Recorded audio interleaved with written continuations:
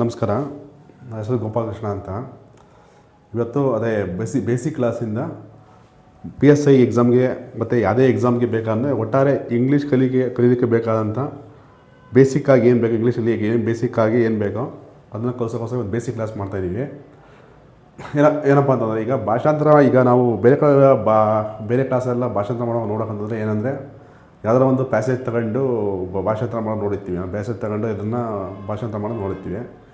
ಈಗ ನಮಗೆ ಮಾತನಾಡೋಕ್ಕಾದರೂ ಆಗಲಿ, ಇಲ್ಲಾಂದರೆ ಬರೆಯೋಕ್ಕಾದರೂ ಆಗಲಿ, ಓದೋಕ್ಕೆ ಬರೆಯೋಕ್ಕಾದರೂ ಆಗಲಿ, ಏನಕ್ಕಾದರೂ ಸರಿ. ಈಗ ನಮಗೆ ಇನ್ನೊಂದು ಭಾಷೆ ನಮಗೆ ಯಾಕೆ ಗೊತ್ತಿರಲ್ಲ ಅಂತಂದರೆ, ಆ ಭಾಷೆಯಲ್ಲಿ ನಮಗೆ ವಾಕ್ಯ ರಚನೆ ಮಾಡೋದು ಗೊತ್ತಿರಲ್ಲ. ನಮಗೆ ಆ ವಾಕ್ಯ ರಚನೆ ಮಾಡೋದು ಕಲ್ತ್ಕೊಂಡ್ರೆ ಯಾವುದೇ ಭಾಷೆ ಬೇಕಾದ್ರೂ ಕಲಿಬೋದು. ಕನ್ನಡ ಅಂತೆಲ್ಲ, ಈ ಕನ್ನಡ ಅಲ್ಲ, ಇಂಗ್ಲೀಷ್ ಅಲ್ಲ, ಯಾವುದೇ ಭಾಷೆ ಆದರೂ ಆ ವಾಕ್ಯ ರಚನೆ ಮಾಡೋಕ್ಕೆ ಬರೋಕ್ಕಾಗುತ್ತೆ ಅಲ್ವಾ. ಆ ವಾಕ್ಯ ರಚನೆಯೇ ಗೊತ್ತಿಲ್ಲದೆ ನಮಗೆ ನಾವು ನೇರವಾಗಿ ಭಾಷಾಂತರ ಮಾಡೋಕ್ಕೆ ಹೋದರೆ, ಇಲ್ಲ ಮಾತಾಡೋಕ್ಕೆ ಹೋದರೆ ಆದರೆ ಅದು ಬರೋಲ್ಲ. ಯಾಕೆಂದರೆ ನಮಗೆ ಅದು ಯಾವ ರೀತಿಯಾಗಿ ವಾಕ್ಯ ರಚನೆ ಮಾಡಬೇಕು ಅನ್ನೋದು ನಮಗೆ ಗೊತ್ತಿರಲ್ಲ. ಆ ಕಾರಣಕ್ಕೋಸ್ಕರ ಮೊದಲು ಬೇಸಿಕ್ಕಾಗಿ ಏನು ಮಾಡಬೇಕು ಅಂದರೆ, ಯಾವುದೇ ಭಾಷೆ ಕಲಿಬೇಕಾದ್ರೆ ಆ ವಾಕ್ಯ ರಚನೆ ಎಲ್ಲ ಕಾಲದಲ್ಲೂ, ಎಲ್ಲ ಟೆನ್ಸಲ್ಲೂ ವಾಕ್ಯ ರಚನೆ ಮಾಡೋದನ್ನ ನಾವು ಕಲ್ತ್ಕೊಬೇಕಾಗುತ್ತೆ. ಆ ವಾಕ್ಯ ರಚನೆ ಮಾಡೋದು ಕಲ್ತ್ಕೊಂಡ್ರೆ ನಿಮಗೆ ಎಲ್ಲ ಭಾಷೆಯಲ್ಲಿ ನಿಮಗೆ ವೊಕ್ಯಾಬುಲರಿ ಇರ್ಬೋದು, ಬೇರೆ ಗ್ರಾಮರ್ ಇರ್ಬೋದು, ಎಲ್ಲ ನಿಮಗೆ ಬರ್ತಾ ಹೋಗುತ್ತೆ. ಅಂದರೆ ಗ್ರಾಮರ್ ಅಂದರೆ ಇನ್ನೇನು, ಅದು ಸೆಂಟೆನ್ಸ್ ಮಾಡೋಕ್ಕೆ ಬಂದರೆ ಅದೇ ಗ್ರಾಮರು ಅಲ್ವಾ. ನಮಗೆ ಫಸ್ಟೇ ನಾವು ವಾಕ್ಯ ರಚನೆ ಮಾಡೋಕ್ಕೆ ಬರೋದಲ್ಲ, ನೇರವಾಗಿ ನಾವು ಟ್ರಾನ್ಸ್ಲೇಷನ್ ಮಾಡೋಕ್ಕೆ ಹೋಗಲಿ, ಇಲ್ಲಾಂದರೆ ಮಾತನಾಡಕ್ಕೆ ಹೋಗಲಿ, ನಮಗೆ ಅದು ಇಂಗ್ಲೀಷೇ ಆಗಲಿ ಯಾವುದೇ ಭಾಷೆ ಆಗಲಿ ಬರೋಲ್ಲ ಅಲ್ವಾ. ಅದಕ್ಕೋಸ್ಕರ ಏನು ಮಾಡ್ತೀವಿ, ಇವತ್ತು ಬೇಸಿಕ್ಕಿಂದ, ಈಗ ನಾವು ಕನ್ನಡದಿಂದ ಇಂಗ್ಲೀಷ್ಗೆ ಯಾವ ರೀತಿ, ಕನ್ನಡದಿಂದ ಇಂಗ್ಲೀಷ್ಗೆ ಆಗಲಿ, ಇಂಗ್ಲೀಷಿಂದ ಕನ್ನಡಕ್ಕೆ ಆಗಲಿ ಯಾವ ರೀತಿಯಾಗಿ ಭಾಷಾಂತರ ಮಾಡಬೇಕು ಅನ್ನೋದನ್ನ ನಾವು ಬೇಸಿಕ್ ಫಸ್ಟ್ ಸೆಂಟೆನ್ಸ್ ಕಲ್ತ್ಕೊಂಡ್ರೆ ನಾವು ಇಂಗ್ಲೀಷಿಂದ ಕನ್ನಡಕ್ಕೆ ಆಗಲಿ, ಇಲ್ಲ ಕನ್ನಡದಿಂದ ಇಂಗ್ಲೀಷ್ಗೆ ಆಗಲಿ ನಾವು ಟ್ರಾನ್ಸ್ಲೇಷನ್ ಮಾಡೋದನ್ನ ಕಲಿಬೇಕಾಗುತ್ತೆ. ಈಗ ಫಸ್ಟ್ ಬೇಸಿಕ್ ಕ್ಲಾಸ್ಗಳನ್ನ ಯಾವ ರೀತಿಯಾಗಿ ಇಂಗ್ಲೀಷಲ್ಲಿ ಮತ್ತು ಕನ್ನಡದಲ್ಲಿ ವಾಕ್ಯ ರಚನೆ ಮಾಡೋದನ್ನು ನಾವು ನೋಡೋಣ, ಆಯ್ತಲ್ವಾ. ಒಂದು ಸೆಕೆಂಡು. ಈಗ ನಾವೆಲ್ಲ ಕೇಳಿದ್ವಿ, ಬೇಸಿಕ್ಕಾಗಿ ಕೇಳಿದ್ದೀವಿ. ಈಗ ನಾವು ನಾಮಪದ ಅಂದ್ರೆ ಏನು ಹೇಳ್ರಿ ನೀವು? ನಾಮಪದ ಅಂದ್ರೆ ಏನು ಅನ್ಸುತ್ತೆ ಹೇಳ್ರಿ? ಬೇಸಿಕ್ಕಾಗಿ ಏನು ಅನ್ಸುತ್ತೆ ಹೇಳ್ರಿ? ನಾಮಪದ ಅಂದ್ರೆ ಗೊತ್ತಿಲ್ವಾ? ನೌನ್ ಅಂತ ಯಾಕೆ ಅಂತೀವಿ? ಪರ್ಟಿಕ್ಯುಲರ್ ಆಗಿದ್ರೆ ವ್ಯಕ್ತಿ, ವಸ್ತು, ಒಂದು ಊರಿನ ಹೆಸರು, ವ್ಯಕ್ತಿ ಹೆಸರು, ಒಂದು ಪ್ರಾಣಿ ಪಕ್ಷಿ ಹೆಸರಕ್ಕೆ ಅಂದರೆ ನಾಮಪದ ಅಂತ ಹೇಳ್ತೀವಿ, ಅಂತ ಹೇಳ್ತೀವಲ್ವಾ. ಈಗ ರಾಮ ಅನ್ನೋದು ನಾಮಪದ ಅಲ್ವಾ. ರಾವಣ ಅನ್ನೋದು ಅಲ್ವಾ. ರಾಮ ಅನ್ನೋದು ರಾಮಪದ, ರಾವಣ ಅನ್ನೋದು ನಾಮಪದ ಅಲ್ವಪ್ಪ. ಅದೇ ಈಗ ನೋಡಿ, ಈಗ ಇದರಿಂದ ಒಂದು ವಾಕ್ಯ ಮಾಡ್ತೀನಿ. ರಾವಣನನ್ನು ಕೊಂದನು ಅಂತ ಇದೆ ಅಲ್ವಾ. ಇದರಲ್ಲಿ ರಾಮನನ್ನು ಕರ್ತೃ ಅಂತ ಅಂತೀವಿ, ರಾವಣನನ್ನು ಕರ್ಮ ಅಂತ ಹೇಳ್ತೀವಿ, ಕೊಂದನು ಅನ್ನೋದನ್ನ ಕ್ರಿಯೆ ಅಂತ ಹೇಳ್ತೀವಿ ಅಂತಲ್ವಾ. ಯಾಕೆ ನಾವೀಗ ಇಲ್ಲಿ ರಾಮ ಮತ್ತು ರಾವಣನನ್ನು ಇಲ್ಲಿ ವಾಕ್ಯದ ಹೊರಗಡೆ ಇದ್ದಾಗ ಇಲ್ಲಿ ನಾಮಪದ ಅಂದ, ರಾಮನು ನಾಮಪದ ಅಂದೋ, ರಾವಣನು ನಾಮಪದ ಅಂತ ಹೇಳ್ದೋ, ಆಯ್ತಲ್ವಾ. ಇದೇ ರಾಮನನ್ನು ಮತ್ತು ರಾವಣನನ್ನು ವಾಕ್ಯದಲ್ಲಿ ಬಳಸಿದಾಗ ಯಾಕೆ ನಾವು ಅದನ್ನು ಈ ರಾಮನ ಕರ್ತೃ ಅಂತಂದೋ, ರಾವಣನ ಕರ್ಮ ಅಂತಂದೋ, ಕೊಂದನು ಕ್ರಿಯೆ ಅಂತಂದೋ? ಇಲ್ಲಿ ಯಾಕೆ ಈ ನಾಮಪದ ಈ ವಾಕ್ಯದ ಹೊರಗಡೆ ಇದ್ದಾಗ ರಾಮ ಮತ್ತು ರಾವಣನ ಇಬ್ಬರನ್ನು ಸೇರಿ ನಾಮಪದ ಅಂತಂದು, ಅದೇ ನಾಮಪದಗಳನ್ನು ವಾಕ್ಯದಲ್ಲಿ ಬಳಸಿದಾಗ ರಾಮನ ಕರ್ತೃ ಅಂದೋ, ರಾವಣ ಕರ್ಮ ಅಂದ. ಯಾಕಂತಂದು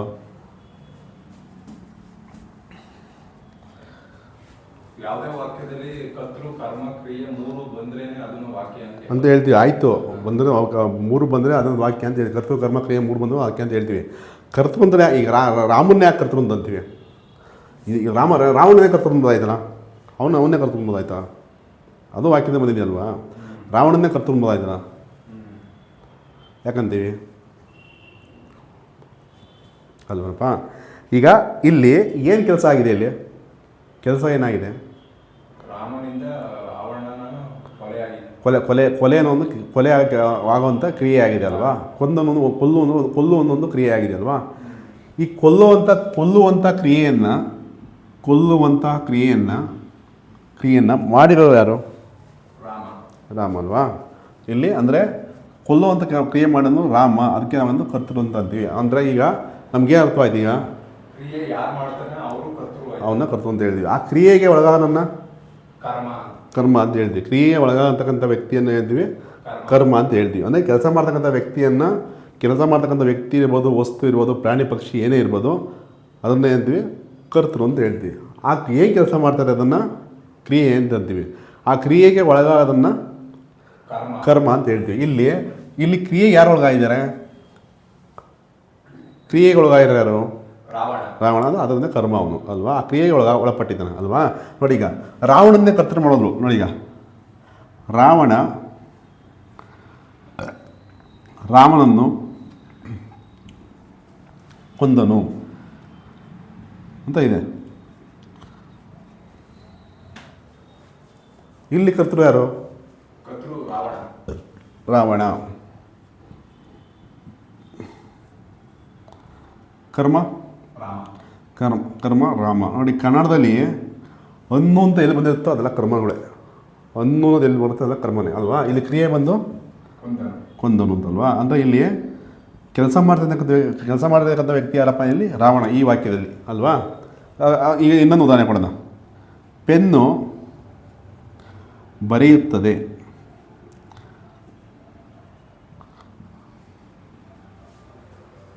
ಇಲ್ಲಿ ಯಾರು ಕರ್ತೃ? ಯಾರು ಇಲ್ಲಿ? ಪೆನ್ನನ್ನು ಬರೆಯುವುದು. ಪೆನ್ನನ್ನು ಕರ್ತೃ. ಕ್ರಿಯೆ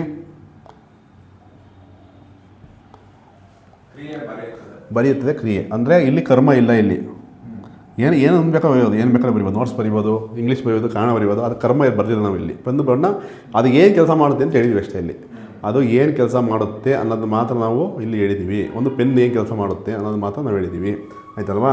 ಫ್ಯಾನ್ ತಿರುಗುತ್ತದೆ. ಫ್ಯಾನ್ ತಿರುಗುತ್ತದೆ.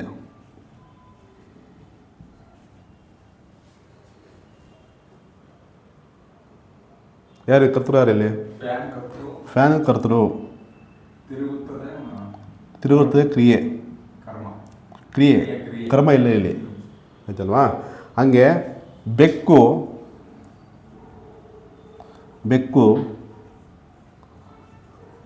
ಹಾಲನ್ನು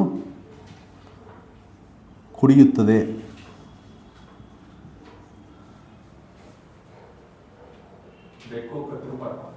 ಬೆಕ್ಕು ಕರ್ತೃ. ಹಾಲು ಕರ್ಮ. ಕುಡಿಯುತ್ತದೆ ಕ್ರಿಯಾಪದ,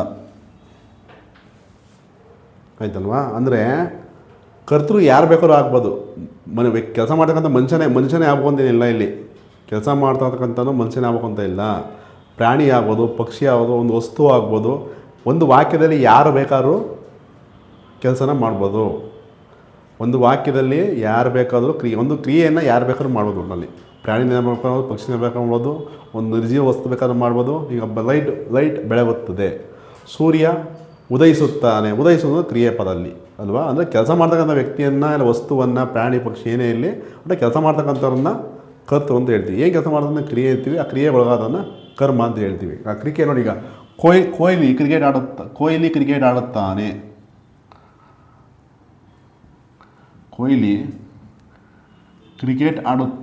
ಇಲ್ಲಿ ಕೊಹ್ಲಿ ಕರ್ತೃ, ಕರ್ಮ, ಕ್ರಿಕೆಟನ್ನು ಇದು ಕ್ರಿಯೆ ಅಲ್ವಾ? ಇಷ್ಟ ಅರ್ಥ ಆಗ್ತಲ್ವಾ?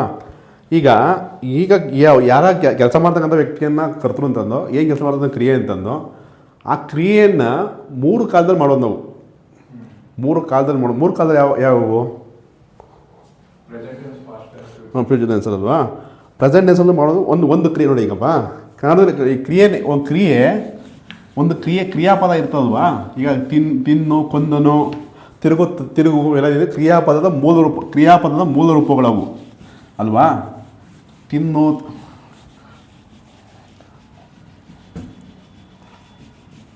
ತಿನ್ನು, ಕುಡಿ, ನೋಡು, ಬರಿ ಇವೆಲ್ಲ ಏನಿದೆ ಕ್ರಿಯಾಪದದ ಮೂಲ ರೂಪಗಳು. ಸರಿನಾ? ಕ್ರಿಯಾಪದದ ಮೂಲ ರೂಪಗಳು. ಕ್ರಿಯಾಪದ ಮೂಲ ರೂಪ ಅಂದರೆ ಕನ್ನಡದ ಧಾತುರೂಪ ಅಂತ ಹೇಳ್ತೀವಲ್ಲ. ಕ್ರಿಯಾಪದ ಧಾತುರೂಪ ಕ್ರಿಯಾಪದ ಮೂಲ ರೂಪ ಧಾತುರೂಪ ಏನು ಹೇಳ್ತೀವಿ. ಅದು ಯಾವುದೇ ಟೆನ್ಸಾಗಿ ಇರಲ್ಲ. ಅದು ಯಾವುದೇ ಕಾಲದಲ್ಲಿ ಇರಲ್ಲ. ಮೂಲ ರೂಪ ಇರುತ್ತೆ. ಅದರ ರೂಪ ಅಷ್ಟೇ. ಅದು ಯಾವುದೇ ಕಾಲದಾಗ ಇರಲ್ಲ. ಹೆಂಗೆ ಅಂತ ಉದಾಹರಣೆ ಕೊಡ್ತೀನಿ. ಒಂದು ಸೆಕೆಂಡು ಅಳಿಸ್ಬಿಟ್ಟು ಉದಾಹರಣೆ ಕೊಡ್ತೀನಿ ಆಯ್ತಲ್ವಾ? ಈಗ ಬರೆ ಅಂತ ಇದೆ. ನೋಡು ಅಂತ ಇದೆ. ನೋಡು ಅಂತ ಇದೆ. ತಿನ್ನು ಅಂತ ಇದೆ. ಇದು ಕ್ರಿಯಾಪದ ಮೂಲ ರೂಪಗಳಷ್ಟೇ ಇವು. ನೋಡಿ, ಈಗ ನಾನು ಹಣ್ಣನ್ನು ತಿನ್ನುತ್ತೇನೆ ಅಂತ ಇದೆ. ಹಣ್ಣನ್ನು ತಿನ್ನುತ್ತೇನೆ. ಇದು ಯಾವ ಕಾಲ ಇದು? ವರ್ತಮಾನ ಕಾಲ ಅಲ್ವಾ? ವರ್ತಮಾನ ಕಾಲ ಯಾವುದು? Present tense English. ಅದು ಇಂಗ್ಲೀಷ್ ವರ್ತಮಾನ ಕಾಲ, ಇಂಗ್ಲೀಷಲ್ಲಿ ಪ್ರೆಸೆಂಟ್ ಟೆನ್ಸ್ ಹೇಳ್ತೀವಿ.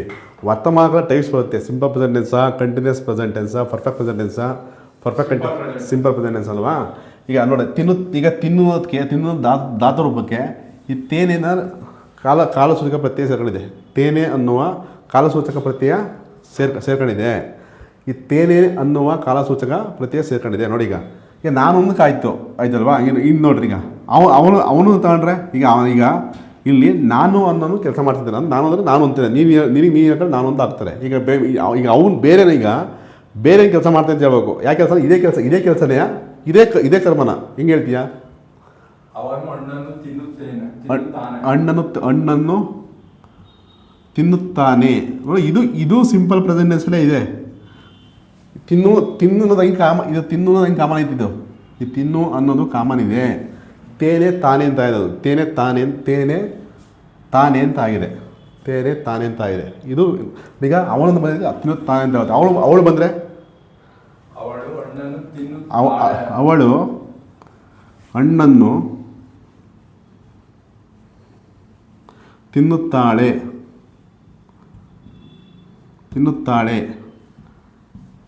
ಈ ತಿನ್ನುವುದಂಗೆ ಹೇಳ್ಕೊಡೋದು ನೋಡೋದು ಆಯ್ತಲ್ವಾ?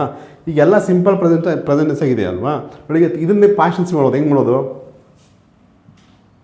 ನಾನು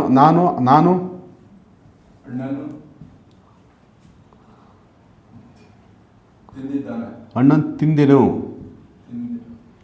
ತಿನ್ನು ಪ್ಲಸ್ ಇದ್ದ ತಿಂದೆನು. ತಿನ್ನೋದಂಗೆ ಹೇಳ್ಕೊಳ್ಳೋದು. ತಿಂದೆನು ಹಂಗೆ ಇರುತ್ತೆ. ಇದು ಪ್ರತಿ ಕಾಲಷ್ಟು ಇದು ತಿಂದೆನು ಅಂತ ಇದ್ದು. ತಿನ್ನುತ್ತೇನು ತಿಂದೆನು ಅಂತ ಇದೆ. ತಿನ್ನೋದು ಮೂಲ ರೂಪ ಇದೆ. ಇದು ಯಾವುದೇ ಟೆನ್ಸಾಗಿಲ್ಲ ಇದು. ಇದನ್ನು ವಾಕ್ಯದಲ್ಲಿ ಈ ಕಾಲಸೂಚಕ ಪ್ರತ್ಯಯಗಳನ್ನ ಜೊತೆಗೆ ಬಳಸಿದಾಗಲೇ ನಮಗೆ ಇದು ಯಾವ ಟೆನ್ಸ್ ಅಂತ ಗೊತ್ತಾದ ನಮಗದು. ಅದು ರೂಪ ಇರುತ್ತೆ ಅಷ್ಟೇ. ಅದು ಆಯ್ತಲ್ವಾ? ಇಷ್ಟು ಅರ್ಥ ಆಯ್ತು. ಇದು ಒಟ್ಟಿಗೆ ಯಾವುದೇ ಕ್ರಿಯಾಪದನ್ನು ಮೂರು ಟೆನ್ಸಲ್ಲೂ ಬಳಸ್ತೀವಿ ನಾವು. Present tens, past tens, future tens, ಮೂರು ಟೆನ್ಸಲ್ಲಿ ಬಳಸ್ತೀವಿ. ಈಗ ನಮಗೆ ಎಲ್ಲ ಟೆನ್ಸಲ್ಲೂ ವಾಕ್ಯ ರಚನೆ ಮಾಡೋದು ನಮಗೆ ಗೊತ್ತಾಗುತ್ತೆ. ಎಲ್ಲ ಟೆನ್ಸಲ್ಲೂ ವಾಕ್ಯ ರಚನೆ ಮಾಡೋದು ನಮಗೆ ಗೊತ್ತಾಗುತ್ತೆ. ಎಲ್ಲ ಸೆಂಟೆನ್ಸಲ್ಲಿ ವಾಕ್ಯ ಹೆಂಗೆ ಮಾಡ್ತೀವಪ್ಪ ಅಂದರೆ ಸಬ್ಜೆಕ್ಟ್ಸ್ಗಳಿದೆ. ಸಬ್ಜೆಕ್ಟ್ಸ್ ಅಂದರೆ ಸರ್ವನಾಮಗಳು ಐಗೆ, ವಿಗೆ, ಯುಗೆ, ಶಿಗೆ, ಇಟ್ಟು ದೇಗೆ ಇಷ್ಟು ಸಬ್ಜೆಕ್ಟ್ಗೂ ಎಲ್ಲ ಟೆನ್ಸಲ್ವ ಇಷ್ಟು ಸಬ್ಜೆಕ್ಟ್ಗೂ ವಾಕ್ಯ ರಚನೆ ಮಾಡಿ ಕಲಿತು ನಾವು ವಾಕ್ಯ ರಚನೆ ಮಾಡೋದು ಕಲ್ತ್ಕೊತೀವಿ. ಒಂದು ಸಬ್ಜೆಕ್ಟ್ ಬಳಸಿ, ವರ್ಬ್ ಬಳಸಿ, ಆಬ್ಜೆಕ್ಟ್ ಬಳಸಿ ಎಲ್ಲ ಟೆನ್ಸಲ್ಲಿ ವಾಕ್ಯ ರಚನೆ ಮಾಡೋದು ಕಲ್ತ್ಕೊತೀವಿ ಅಲ್ವಾ? ನೋಡಿ, ಈಗ ಫಸ್ಟು ಪ್ರಮುಖವಾಗಿ 3 ಕಾಲ ಇದೆ. ಒಂದು ಪ್ರೆಸೆಂಟ್ ಟೆನ್ಸು, ಒಂದು ಪಾಸ್ಟ್ ಟೆನ್ಸು, ಒಂದು ಫ್ಯೂಚರ್ ಟೆನ್ಸ್ ಅಲ್ವಾ? ಟೈಪ್ಸ್ ಆಫ್ ಈಗ ಪ್ರೆಸೆಂಟ್ ಟೆನ್ಸ್ 4 ಟೈಪ್ ಬರುತ್ತೆ. ಯಾವ ಬರುತ್ತೆ? Simple present tense, continue present tense, perfect present tense, perfect continuous present tense ಅಲ್ವಾ? ಈಗ ಪ್ರೆಸೆಂಟ್ ಟೆನ್ಸಲ್ಲಿ ಟೈಪ್ಸ್ ಆಫ್ ಪ್ರೆಸೆಂಟ್ ಟೆನ್ಸ್ ಪ್ರಮುಖವಾಗಿ 3 ಟೆನ್ಸ್ ಬರ್ತವೆ. ಫಸ್ಟ್ ಈಗ ಪ್ರೆಸೆಂಟ್ ಟೆನ್ಸ್ನ ಟೈಪ್ಸ್ ಬರಿತೀನಿ. ಫಸ್ಟು ಇಂಗ್ಲೀಷಲ್ಲಿ ಬರಿತೀನಿ. ನೋಡಿ, ಈಗ ಇಂಗ್ಲೀಷಲ್ಲಿ ಬರಿತೀನಿ, ಕನ್ನಡದ ಅಲ್ಲೇ ಕೊಟ್ಟಿದ್ದು ನೋಡ್ಕೊಳ್ಳಿ. ಇಲ್ಲ ಹಂಗೆ ಬಾಯಲ್ಲಿ ಹೇಳ್ತೀನಿ. ಈಗ ಆಯ್ತಲ್ವಾ? ಸಿಂಪಲ್ ಪ್ರೆಸೆಂಟ್ ಅಂದರೆ ಎಸ್ ಪ್ರೆಸೆಂಟ್ ಅಂತ ಬರೀತೀನಿ ಆಯ್ತಲ್ವಾ? ನೆಕ್ಸ್ಟ್ ಇದನ್ನು ಕನ್ನಡದಲ್ಲಿ ಸಾಮಾನ್ಯ ವರ್ತಮಾನ ಕಾಲ ಅಂತ ಹೇಳ್ತೀವಿ. ಇದನ್ನು ಕನ್ನಡದಲ್ಲಿ ಸಾಮಾನ್ಯ ವರ್ತಮಾನ ಕಾಲ. ಎರಡನೇದು ಬಂದು ಕಂಟಿನ್ಯೂಸ್ ಪ್ರೆಸೆಂಟು, ಅಪೂರ್ಣ ವರ್ತಮಾನ ಕಾಲ ಅಂತ ಹೇಳ್ತೀವಿ ಆಯ್ತಲ್ವಾ? ಇನ್ನೊಂದು ಥರ್ಡ್ ಒನ್ ಬಂದು ಪರ್ಫೆಕ್ಟ್ ಪ್ರೆಸೆಂಟು ಆಯ್ತಲ್ವಾ? ಫೋರ್ತ್ ಒನ್ ಬಂದು ಪರ್ಫೆಕ್ಟ್ ಕಂಟಿನ್ಯೂಸ್ ಪ್ರೆಸೆಂಟು ಆಯ್ತಲ್ವಾ? ಇದು ಟೈಪ್ಸ್ ಆಫ್ ಪ್ರೆಸೆಂಟ್ ಟೆನ್ಸ್. ಇದು ಟೈಪ್ಸ್ ಆಫ್ ಪ್ರೆಸೆಂಟ್ ಟೆನ್ಸ್ ಆಯಿತು. ಹಂಗೆ types of past tense same ಹಿಂಗೆ ಇರುತ್ತೆ. ಹಿಂಗೆ ಸಿಂಪಲ್ ಪ್ರೆಸೆಂಟ್ ಹೆಂಗಿದೆಯೋ ಹಂಗೆ ಟೈಪ್ಸ್ ಆಫ್ ಪಾಸ್ಟ್ ಟೆನ್ಸಲ್ಲಿ ಅಂದರೆ ಭೂತಕಾಲದ ವಿಧಗಳಿದು. ಇದು ವರ್ತಮಾನ ಕಾಲದ ವಿಧಗಳು. ಇದು ಮೊದಲನೇದು. ಈಗ ನೆಕ್ಸ್ಟ್ ಭೂತಕಾಲದ ವಿಧಗಳು. ವರ್ತಮಾನ ಕಾಲದಲ್ಲಿ ವಿಧಗಳು ಹೆಂಗಿದೆಯೋ ಭೂತಕಾಲದಲ್ಲಿ 4 ವಿಧ ಬರ್ತವೆ. ಆಯ್ತಲ್ವಾ. ಮೊದಲೇ ಸಿಂಪಲ್ ಪ್ರೆಸೆಂಟ್ ಇರೋದು simple past tens.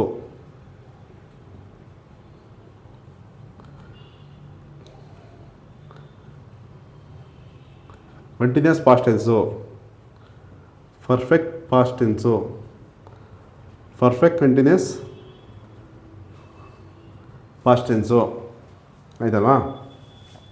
Simple present tense ಹಂಗೆ ಈಗ ಇದು ಟೈಪ್ಸ್ ಆಫ್ ಪ್ರೆಸೆಂಟ್ ಟೆನ್ಸು, ಇದು ಟೈಪ್ಸ್ ಆಫ್ ಪಾಸ್ಟ್ ಟೆನ್ಸ್, ಹಂಗೆ ಟೈಪ್ಸ್ ಆಫ್ ಫ್ಯೂಚರ್ ಟೆನ್ಸ್ ಬರುತ್ತೆ. ಸಿಂಪಲ್ ಪ್ರೆಸೆಂಟ್ ರೀತಿ ಸಿಂಪಲ್ ಪಾಸ್ಟ್ ಬರುತ್ತೆ. Simple present simple present simple past, ಹಾಗೆ ಸಿಂಪಲ್ ಟೈಪ್ಸ್ ಆಫ್ ಟೆನ್ಸಲ್ಲಿ ಸಿಂಪಲ್ ಫ್ಯೂಚರ್ ಟೆನ್ಸು.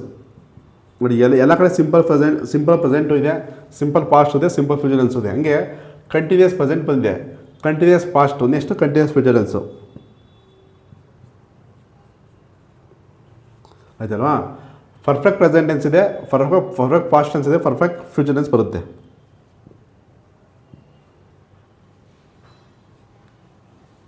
ಆಯ್ತಲ್ವಾ. Perfect present tense, perfect past tense, perfect future tense. Perfect continuous future tense, perfect continuous present tense, perfect continuous past, perfect continuous future tense. ಆಯ್ತಲ್ವಾ. ಇದರ ಕಾರಣ ಗೊತ್ತಿದೆ. Simple ಪ್ರೆಸೆಂಟ್ನ ಸಾಮಾನ್ಯ ವರ್ತಮಾನ ಅಂತೀವಿ, simple past ಟೆನ್ಸ್ನ ಸಾಮಾನ್ಯ ಭೂತಕಾಲ ಅಂತೀವಿ, ಸಿಂಪಲ್ ಫ್ಯೂಚರ್ ಟೆನ್ಸ್ನ ಸಾಮಾನ್ಯ ಭವಿಷ್ಯತ್ ಕಾಲ ಅಂತ ಹೇಳ್ತೀವಿ. ಕಂಟಿನ್ಯೂಸ್ ಪ್ರೆಸೆಂಟ್ ಟೆನ್ಸ್ ಅಪೂರ್ಣ ವರ್ತಮಾನ ಕಾಲ ಅಂತ ಹೇಳ್ತೀವಿ, ಇದು ಅಪೂರ್ಣ ಭೂತಕಾಲ, ಇದು ಅಪೂರ್ಣ ಭವಿಷ್ಯತ್ ಕಾಲ. ಕಂಟಿನ್ಯೂಸ್ ಫ್ಯೂಚರ್ ಟೆನ್ಸ್ನ ಅಪೂರ್ಣ ಭವಿಷ್ಯತ್ ಕಾಲ ಅಂತ ಹೇಳ್ತೀವಿ, ಕಂಟಿನ್ಯೂಸ್ ಪಾಸ್ಟ್ ಟೆನ್ಸ್ನ ಅಪೂರ್ಣ ಭೂತಕಾಲ ಅಂತ ಹೇಳ್ತೀವಿ. ಪರ್ಫೆಕ್ಟ್ ಪ್ರೆಸೆಂಟನ್ನು ಸಂಪೂರ್ಣ ವರ್ತಮಾನ ಕಾಲ ಅಂತ ಹೇಳ್ತೀವಿ, ಪರ್ಫೆಕ್ಟ್ ಪಾಸ್ಟ್ ಟೆನ್ಸ್ನ ಸಂಪೂರ್ಣ ಭೂತಕಾಲ ಅಂತ ಹೇಳ್ತೀವಿ, ಪರ್ಫೆಕ್ಟ್ ಫ್ಯೂಚರ್ ಟೆನ್ಸ್ನ ಸಂಪೂರ್ಣ ಭವಿಷ್ಯತ್ ಕಾಲ ಅಂತ ಹೇಳ್ತೀವಿ, ಪರ್ಫೆಕ್ಟ್ ಕಂಟಿನ್ಯೂಸ್ ಪ್ರೆಸೆಂಟನ್ನು ಸಂಪೂರ್ಣ ಅಪೂರ್ಣ ವರ್ತಮಾನ ಕಾಲ ಅಂತ ಹೇಳ್ತೀವಿ, ಪರ್ಫೆಕ್ಟ್ ಕಂಟಿನ್ಯೂಸ್ ಪಾಸ್ಟನ್ನು ಸಂಪೂರ್ಣ ಅಪೂರ್ಣ ಭೂತಕಾಲ ಅಂತ ಹೇಳ್ತೀವಿ, ಸಂಪೂರ್ಣ ಅಪೂರ್ಣ ಭವಿಷ್ಯತ್ ಕಾಲ ಅಂತ ಹೇಳ್ತೀವಿ. ಆಯ್ತಲ್ವಾ. ಈಗ ನಾನು ಕನ್ನಡದಲ್ಲಿ ನಾನು ಅಂತ ಒಂದು ಕರ್ತೃಪದ ಕೊಡ್ತೀನಿ. ಕರ್ತೃ ಅಂದ್ರೇನು? ಕರ್ತೃ ಅಂದ್ರೇನು? ಕೆಲಸ ಮಾಡ್ತಕ್ಕಂಥ ವ್ಯಕ್ತಿ ಇಲ್ಲ ವಸ್ತು ಪ್ರಾಣಿ ಪಕ್ಷಿ ಏನಿದೆ ಅಂದ್ರೆ ಕೆಲಸ ಮಾಡ್ತಕ್ಕಂಥನ್ನ ಕರ್ತೃ ಅಂತ ಹೇಳ್ತೀವಿ. ಒಂದು ಕ್ರಿಯಾಪದ ರೂಪ ಕೊಡ್ತೀನಿ, ಅಂದರೆ ಹೋಗು ಅನ್ನೋ ಒಂದು ಕ್ರಿಯಾಪದ ಕೊಡ್ತೀನಿ. ಹೋಗು ಅನ್ನೋ ಒಂದು ಕ್ರಿಯಾಪದ ತಾನೆ. ಹೋಗು ಅಂತ ನಾನು ಹೋಗುತ್ತೇನೆ ಅನ್ನೋದು ಒಂದು ಕ್ರಿಯಾಪದ, ಅದೊಂದು ಕೆಲಸನೇ ಅಲ್ವಾ. ಹೋಗೋದು ಒಂದು ಕೆಲಸನೇ ಅಲ್ವಾ. ನಾನು ಒಂದು ಕರ್ತೃಪದ ಕೊಟ್ಟು ಹೋಗು ಅನ್ನೋ ಒಂದು ಕ್ರಿಯಾಪದ ಕೊಟ್ಟು ಸಾಮಾನ್ಯ ವರ್ತಮಾನ ಕಾಲದಲ್ಲಿ ಕನ್ನಡದಲ್ಲಿ ವಾಕ್ಯ ಮಾಡಿರಿ. ಸಾಮಾನ್ಯ ವರ್ತಮಾನ ಕಾಲದಲ್ಲಿ ಕನ್ನಡದಲ್ಲಿ ವಾಕ್ಯ ಮಾಡಿ. ನಾನು ಅನ್ನೋ ಕರ್ತೃಪದ ತಗೊಂಡು ಹೋಗು ಅನ್ನೋ ಒಂದು ಕ್ರಿಯಾಪದ ಧಾತು ತಗೊಂಡು ಸಾಮಾನ್ಯ ವರ್ತಮಾನ ಕಾಲ ಒಂದು ವಾಕ್ಯ ಮಾಡಿ.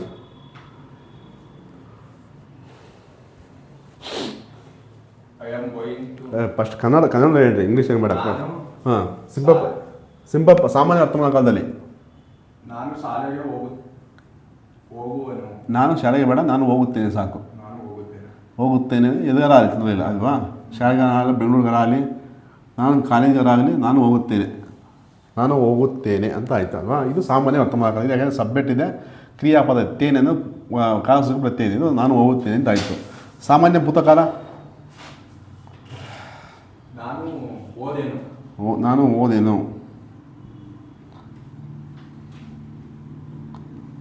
ಸಾಮಾನ್ಯ ಭವಿಷ್ಯತ್ ಕಾಲ ನಾನು ಹೋಗುವೆನು.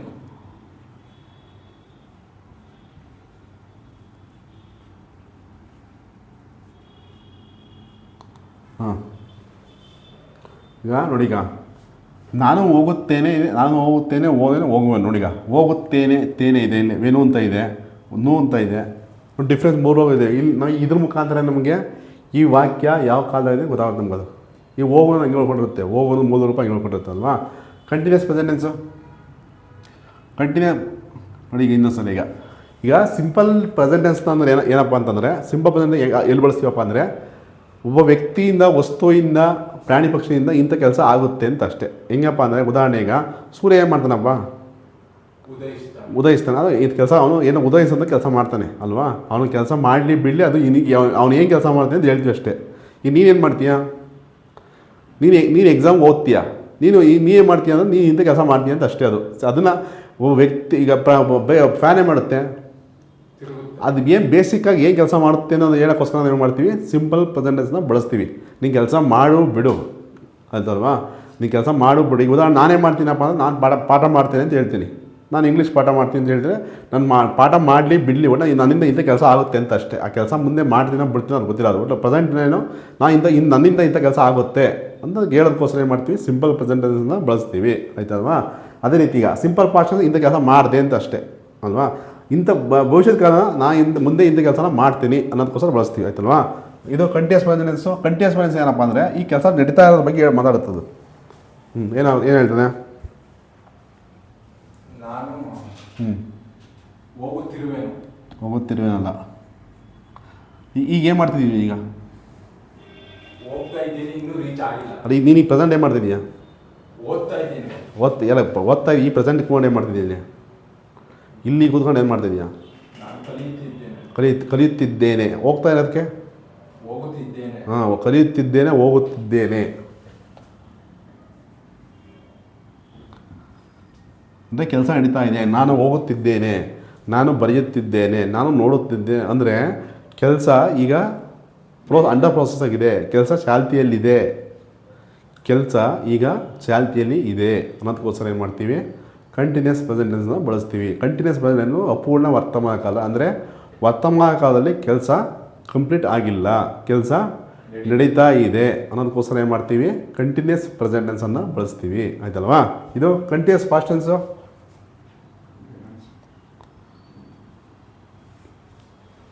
ನಾನು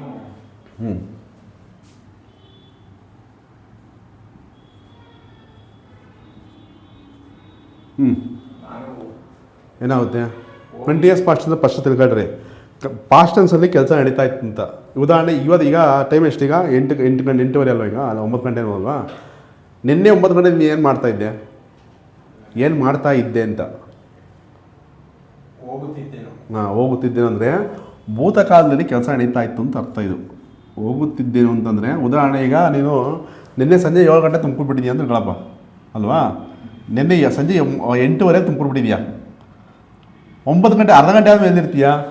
ಎಲ್ಲೋ ಇಲ್ಲಿ ದಾಬಸ್ಪೇಟೆ ಹತ್ರನೋ ಕ್ಯಾಸನ ಬಿಟ್ಟು ಮುಂದೆನೋ ಎಲ್ಲ ಇರ್ತೀಯ ಅರ್ಧ ಗಂಟೆ ಆದಮೇಲೆ. ಅಂದರೆ ನಾನು ನಿನ್ನೆ ಇಷ್ಟೊತ್ತ ನೀನು ಕ್ಯಾಸನ ಬಿಟ್ಟು ಮುಂದೆ ಹೋಗ್ತಾ ಇದ್ದೆ ಅಂತ ತಿಳ್ಕೊ ನೀನು. ನಾನು ಇವಾಗ ಇಲ್ಲಿ ಕೂತಿದ್ದೆ. ಈಗ ನಾನು ನಿನ್ನ ಕೇಳ್ತೀನಿ, ನಿನ್ನೆ 9 ಗಂಟೆ ಟೈಮಲ್ಲಿ ನೀನು ಏನು ಮಾಡ್ತಾ ಇದ್ದಪ್ಪ ಅಂತ ಕೇಳ್ತೀನಿ. ಹೋಗುತ್ತಿದ್ದೆ ಅಂತ ಹೇಳಿದೆ. ಅಂದರೆ ಭೂತಕಾಲದಲ್ಲಿ ಇದು ಭೂತಕಾಲನೇ. ಸಿಂಪಲ್ ಪಾಸ್ಟ್ ಟೆನ್ಸು ಸಹ ಭೂತಕಾಲ, ಅಲ್ಲೂ ಸಹ ಕೆಲಸ ಆಗಿರುತ್ತೆ. ಬಟ್ ಇದು ಕಂಟಿನ್ಯೂಸ್ ಪಾಸ್ಟ್ ಅಂತ ಏನಪ್ಪ ಅಂದರೆ ಭೂತಕಾಲದಲ್ಲಿ ಕೆಲಸ ನಡೀತಾ ಇತ್ತು, ಭೂತಕಾಲದಲ್ಲಿ ಕೆಲಸ ರನ್ನಿಂಗ್ ಇತ್ತು, ಪ್ರೋಸೆಸ್ ಆಗಿತ್ತು ಅನ್ನೋದು ಹೇಳ್ಕೊಂಡು ಮಾಡ್ತೀವಿ. ಕಂಟಿನ್ಯೂಸ್ ಪಾಸ್ಟ್ ಟೆನ್ಸನ್ನು ನಾವು ಬಳಸ್ತೀವಿ. ಹೋಗುತ್ತಿದ್ದೇನೋ, ನಾನು ನಿನ್ನೆ ಇದೇ ವೇಳೆಯಲ್ಲಿ ಟಿ ವಿಯನ್ನು ನೋಡುತ್ತಿದ್ದೇನೋ, ನಾನು ನಿನ್ನೆ ಇದೇ ವೇಳೆಯಲ್ಲಿ ಮನೆಯಲ್ಲಿ ಊಟವನ್ನು ಮಾಡುತ್ತಿದ್ದೇನೋ ಅಂದರೆ ಪಾಸ್ಟ್ ಟೆನ್ಸಲ್ಲಿ ಕೆಲಸ ಪ್ರೋಸೆಸ್ ಆಗಿತ್ತು ಅನ್ನೋದು ಬಳಸೋಕ್ಕೋಸ್ಕರ ಏನು ಮಾಡ್ತೀವಿ ಅಂದರೆ ಕಂಟಿನ್ಯೂಸ್ ಪಾಸ್ಟ್ ಟೆನ್ಸನ್ನು ಬಳಸ್ತೀವಿ ಆಯ್ತಲ್ವಾ. ಕಂಟಿನ್ಯೂಸ್ ಫ್ಯೂಚರ್ ಟೆನ್ಸು ಹೋಗುವೇನಲ್ಲ. ಕಂಟಿನ್ಯೂಸ್ ಫ್ಯೂಚರ್ ಟೆನ್ಸು ಅಂದರೆ ಮುಂದೆ ಭವಿಷ್ಯದ ಕಾಲದಲ್ಲಿ ಕೆಲಸ ನಡೀತಾ ಇರುತ್ತೆ ಅಂತ. ಹೋಗುತ್ತಿರುವೆನು,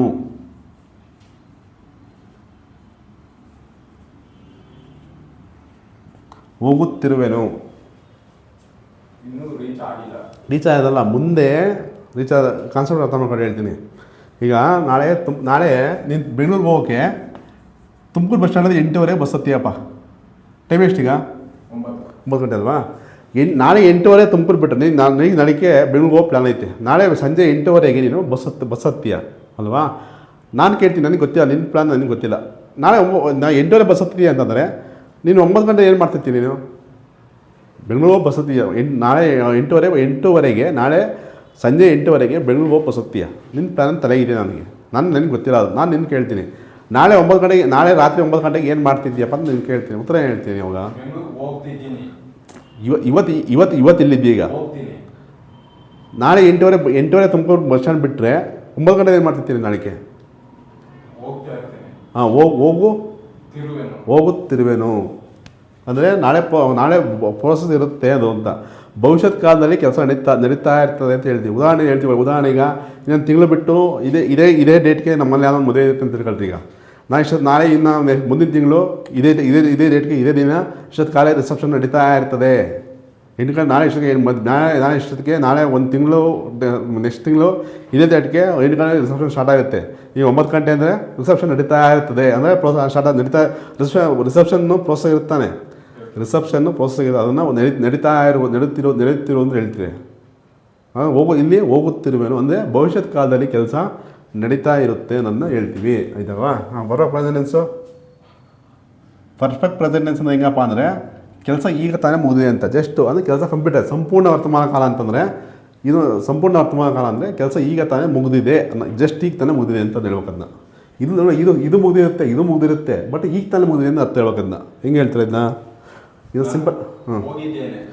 ಹೋಗಿದ್ದೇನೆ ನೋಡಿ, ಈಗ ಡಿಫ್ರೆನ್ಸ್ ನೋಡ್ಕೊಳ್ಳಿ. ಈಗ ಹೋಗಿದ್ದೇನೆ, ಓದೇನೆಗುವ, ಹೋಗುತ್ತಿದ್ದೇನೆ. ಇಲ್ಲೂ ಕೆಲಸ ಕಂಪ್ಲೀಟ್ ಆಗಿದೆ, ಇಲ್ಲೂ ಕೆಲಸ ಕಂಪ್ಲೀಟ್ ಆಗಿದೆ, ಇಲ್ಲಿ ಈಗ ತಾನೇ ಕಂಪ್ಲೀಟ್ ಆಗಿದೆ. ಹೋಗಿದ್ದೇನೆ ಈಗ ಜಸ್ಟ್ ಈಗ ನೀವು ಸಂಜೆ 7 ಗಂಟೆಗೆ ತುಮಕೂರು ಬಸ್ ಸ್ಟ್ಯಾಂಡ್ ಇದ್ದೀರಾ, ಈಗ ತಾನೇ ಹೋಗಿ ಮೆಜೆಸ್ಟಿಕ್ ಇದ್ದೀರಾ. ನಿಮ್ಮ ಫ್ರೆಂಡ್ ಯಾರು ಫೋನ್ ಮಾಡ್ತಾರೆ, ಎಲ್ಲಿದ್ದೀಯಾ ಅಂತ ಕೇಳ್ತಾರೆ. ನಾನು ಈಗ ತಾನೇ ಬೆಂಗಳೂರಿಗೆ ಹೋಗಿದ್ದೇನೆ ಅಂದರೆ ಹೋಗುವಂಥ ಕೆಲಸ ಈಗ ತಾನೇ ಮುಗಿದಿದೆ, ಹೋಗಿದ್ದೇನೆ ಆಯ್ತಲ್ವಾ. ಈಗ ಹಂಗೆ ಪರ್ಫೆಕ್ಟ್ ಪಾಸ್ಟೆನ್ಸು ಓದೇನು ಇದು ಉದಾಹರಣೆ ಕೊಡ್ತೀವಿ. ನೆನ್ನೆ ಹೋಗಿದ್ದೇನೆ ಅಲ್ಲ, ಈಗ ಹೋಗಿ ಅಲ್ಲೇ ಇರ್ತೀರ. ನೀವು ಹೋಗಿ ಬಂದ್ಬಿಟ್ಟಿದ್ದೀರ ಅಲ್ಲೇ. ಈಗ ಅಲ್ಲೇ ನೀವು ಅಲ್ಲೇ ಹೋಗಿ ಬಂದ್ಬಿಡು. ನೆನ್ನೆ ಹೋಗಿ ಬಂದ್ಬಿಟ್ಟಿದ್ದೀರ ಅಲ್ಲೇ. ನೆನ್ನೆ ಹೋಗಿ ಅಲ್ಲೇ ವಾಪಸ್ ಬಂದ್ಬಿಟ್ಟಿದ್ದೀರ. ನಾನು ಕೇಳ್ತೀನಿ ನೆನ್ನೆ ಎಷ್ಟೊತ್ತಾಗ ಎಲ್ಲಿದ್ದಪ್ಪ ಅಂತ, ಎಲ್ಲೋ ಇದ್ದೀನಿ ಎಷ್ಟೊತ್ತಾಗ ಅಂತ ಕೇಳ್ತೀನಿ. ನೆನ್ನೆ ಎಷ್ಟೊತ್ತಾಗ ಎಲ್ಲೋ ಇದ್ದೇನೆ ಅಂತ ಕೇಳ್ತೀನಿ. ಅದನ್ನ ಪರ್ಫೆಕ್ಟ್ ಪಾಸ್ಟ್ ಸಂಪೂರ್ಣ ನೆನ್ನೆ ಎಷ್ಟೊತ್ತಾಗ ಕೆಲಸ ಮುಗಿದೋಯ್ತದು. ಓದೇನು ಇದು ಸಿಂಪಲ್ ಪಾಸ್ಟ್ ಟೆನ್ಸು.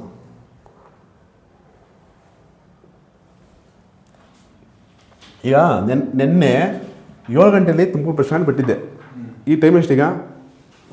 ನೆನ್ನೆ 7 ಗಂಟೆ ತುಮಕೂರು ಬಸ್ ಸ್ಟ್ಯಾಂಡ್ ಬಿಟ್ಟಿದ್ದೆ. ನೆನ್ನೆ 9 ಗಂಟೆ ಒಳಗಾಗಿ ಅಲ್ಲಿ ಎಲ್ಲಿದ್ದೆ ಮೆಜೆಸ್ಟಿಕಲ್ಲಿದ್ದೆ. ಅದು ನನಗೆ ಗೊತ್ತಿಲ್ಲ. ನಾನು ನಿನಗೆ ಕೇಳ್ತಾ ಇದ್ದೀನಿ, ನೆನ್ನೆ 9 ಗಂಟೆಯಲ್ಲಿ ನೆನ್ನೆ 9 ಗಂಟೆಯಲ್ಲಿ ಏನು ಮಾಡಿದ್ದಪ್ಪ ಅಂತ ಕೇಳ್ತೀನಿ. ನೆನ್ನೆ 9 ಗಂಟೆ ಎಲ್ಲಿದ್ದೆ ಅಂತ ಕೇಳ್ತೀನಿ. ಏನು ಹೇಳ್ತೀನಿ ಅವಾಗ? ನೆನ್ನೆ 9 ಗಂಟೆ ಎಲ್ಲಿದ್ದೇನೆ ಅಂತ ಕೇಳ್ತೀನಿ. ಎಲ್ಲಿಗೆ ಹೋಗಿದ್ದೆ ಅಂತ ಕೇಳ್ತೀನಿ. ನನ್ನ ಹೋಗಿದ್ದೇನು ನೆನೆಸಿದ ಕಾಲ ನಾನು ಬೆಂಗಳೂರಿಗೆ ಹೋಗಿದ್ದೇನು. ನಿನ್ನೆ ಇದೇ ವೇಳೆಗಾಗಿ ಬೆಂಗಳೂರಿಗೆ ಹೋಗಿದ್ದೆನು ಅಂದರೆ ನಿನ್ನೆ ಇಷ್ಟು ಕೆಲಸ ಮುಗಿದೋಯ್ತು. ಬೆಳಿಗ್ಗೆ ನಿನ್ನೆ ಸಂಜೆ 7 ಗಂಟೆ ಸ್ಟಾರ್ಟ್ ಮಾಡಿದ ಕೆಲಸ ನಿನ್ನೆ 9 ಗಂಟೆ ಮುಗಿದೋಯ್ತು. ಪರ್ಫೆಕ್ಟ್ ಆಯಿತು, ಕೆಲಸ ಮುಗಿದೋಯ್ತು ಅಂತ ಅರ್ಥ. ಅದು ಕೆಲಸ ಮುಗಿದೋಯ್ತು ಪರ್ಫೆಕ್ಟ್ ಪಾಸ್ಟ್ ಅಂತ. ಓದೇನು ಬೇರೆ, ಹೋಗಿದ್ದೇನು ಬೇರೆ, ಸರಿನಾ? ಹೋಗಿದ್ದೇನು ಇದು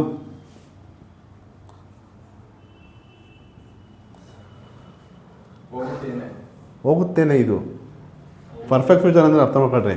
ಮುಂದೆ ಮಾಡಿ ಮುಗಿಸುತ್ತೀರ, ಇಷ್ಟು ಕಾಲೇ ಮುಗಿಸ್ಬಿಡ್ತೀರಾ ಅಂತ. ಮುಂದೆ ಮಾಡಿ ಮುಗಿಸೋದನ್ನು ಈಗಲೇ ಹೇಳ್ತೀರಾ.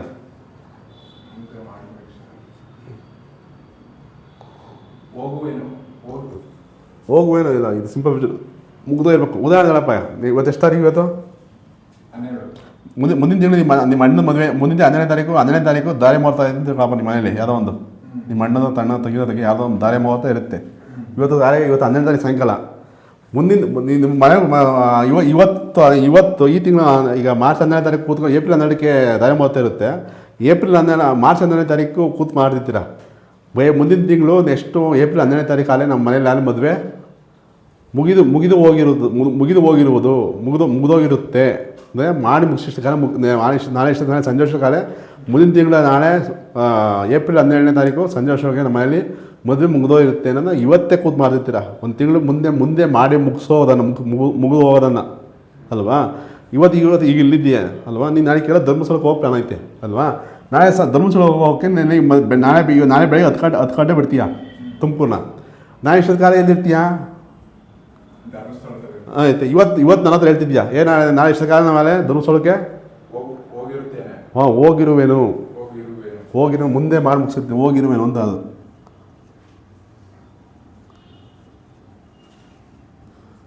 ಹೋಗಿರುವೇನು ಮುಂದೆ ಮಾಡಿ ಮುಗಿಸಿರ್ತೀನಿ ಆಯ್ತಲ್ವಾ. ನೆಕ್ಸ್ಟ್ ಇದು ಇದು ಅರ್ಥ ಆಯ್ತಲ್ಲ. ಇದು ಪರ್ಫೆಕ್ಟ್ ಕಂಟಿನ್ಯೂಸ್ ಪ್ರೆಸೆಂಟ್ ಟೆನ್ಸು. ಇದು ಹೆಂಗಪ್ಪ ಅಂದರೆ ಕೆಲಸ ಸ್ಟಾರ್ಟ್ ಆಗಿ ಒಂದು 70 to 80% ಕೆಲಸ ಮುಗಿದು ಇನ್ನೂ 10 to 20% ಕೆಲಸ ಬ್ಯಾಲೆನ್ಸ್ ಇದೆ ಅರ್ಥ ಹೇಳ್ಬೇಕು. ಕೆಲಸ ಸ್ಟಾರ್ಟ್ ಆಗಿದೆ, 70ರಿಂದ 80% ಕೆಲಸ ಮುಗಿದಿದೆ, ಇನ್ನೂ 10 to 20% ಕೆಲಸ ಮುಗಿದಿದೆ, ಬ್ಯಾಲೆನ್ಸ್ ಇದೆ ಅನ್ನೋ ಅರ್ಥದಲ್ಲಿ ಬರೀಬೇಕು. ಏನು ಬರೀತೀಯಾ?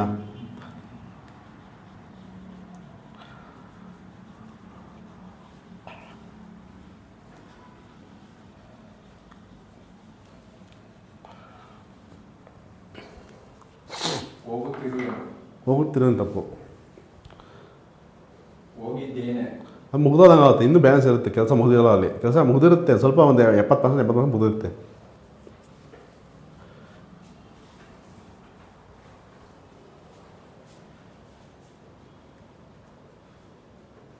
ಹಿಂಗೆ ಹೇಳ್ತೀಯಾ ನೋಡಿ ಈಗ ಸಂಜೆ ಸಂಜೆ 7 ಗಂಟೆ ತುಮಕೂರು ಬಿಟ್ಟಿದ್ಯಾ. ತುಮಕೂರಿಂದ ಬೆಳಗ್ಗೆ ಎಷ್ಟೊತ್ತು ಬೇಕು ನಿಮಗೆ? 1.5 2 ಅವರ್ಸ್ ಬೇಕು. ಇಲ್ಲ 2 ಅವರ್ಸ್ ಈ ಕಡೆ ಆಯ್ತಲ್ವಾ. 2 ಅವರ್ಸ್ ಆದರೂ ಬೆಂಗಳೂರು ಇನ್ನೂ ಮೊಯ್ಲೇನೆ ನೀನು. ಯಾಕೆಂದರೆ ಏನೋ ಟ್ರಾಫಿಕ್ ಆಗೋ ಏನೋ ಸಮಸ್ಯೆ ಆಗೋ ಆಕ್ಸಿಡೆಂಟ್ ಆಗೋ ಇನ್ನೂ ಎಲ್ಲಿದ್ದೀಯಪ್ಪ? ಇನ್ನೂ ನೆನ್ಮಂಗ್ಳದ ಹತ್ರ ಇದೆಯಾ? ನಿನ್ನ ಫ್ರೆಂಡ್ ಯಾರೋ ಸಂಜೆ 7 ಗಂಟೆ ಬಸ್ ಸಿಗ್ತಾನೆ. ನೀನು ಫೋನ್ ಮಾಡ್ತಾನೆ, ಎಲ್ಲಿದ್ದೀಯಾ ಅಂತ ಕೇಳ್ತಾನೆ.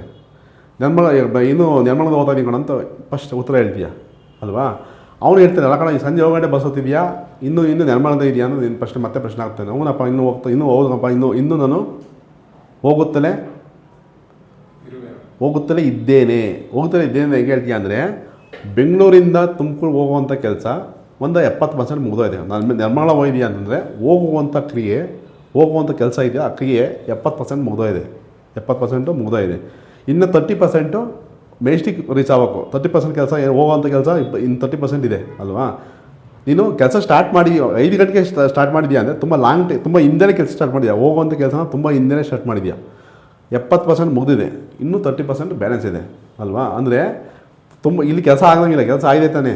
ತುಮಕೂರಿಂದ ಬೆಂಗಳೂರು ಹೋಗೋ ಕೆಲಸ ನಿರ್ಮಳಕ್ಕೆ ಹೋಗಿದೆಯಾ ಅಂದರೆ ಒಂದು 70% ಕೆಲಸ ಆಗಿದೆ ತಾನೆ. ಅದನ್ನ ಹೋಗುತ್ತಲೇ ಇದ್ದೇನೆ, ಕೆಲಸ ಆಗಿದೆ, ಇನ್ನೂ ಬ್ಯಾಲೆನ್ಸ್ ಇದೆ. ಅದನ್ನ ಹೋಗುತ್ತಿದ್ದೇನೆ ಬೇರೆ, ಹೋಗುತ್ತಲೇ ಇದ್ದೇನೆ ಬೇರೆ. ಹೋಗುತ್ತಲೇ ಇದ್ದೇನೆ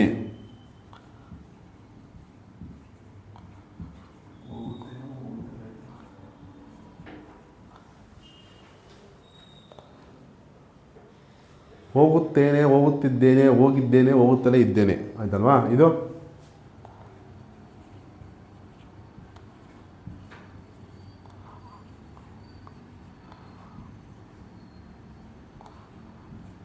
ಹೋಗುತ್ತಲೇ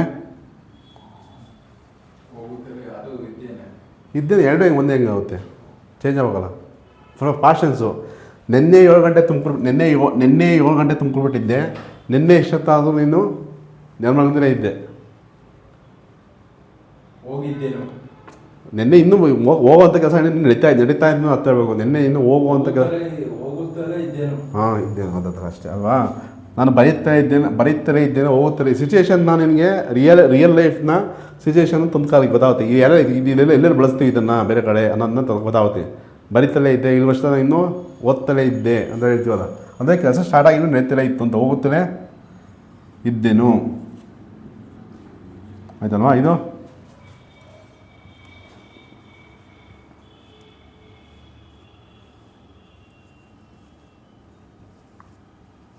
ಹೋಗುತ್ತಲೇ ನಾಳೆ ಕೆಲಸ ಸ್ಟಾರ್ಟ್ ಆಗಿ ಇನ್ನೂ ನಡೀತಲೇ ಇರ್ತದೆ ಅಂಥದ್ದು. ನಾಳೆ 7 ಗಂಟೆ ತುಮಕೂರು ಬಿಡ್ತೀಯಾ?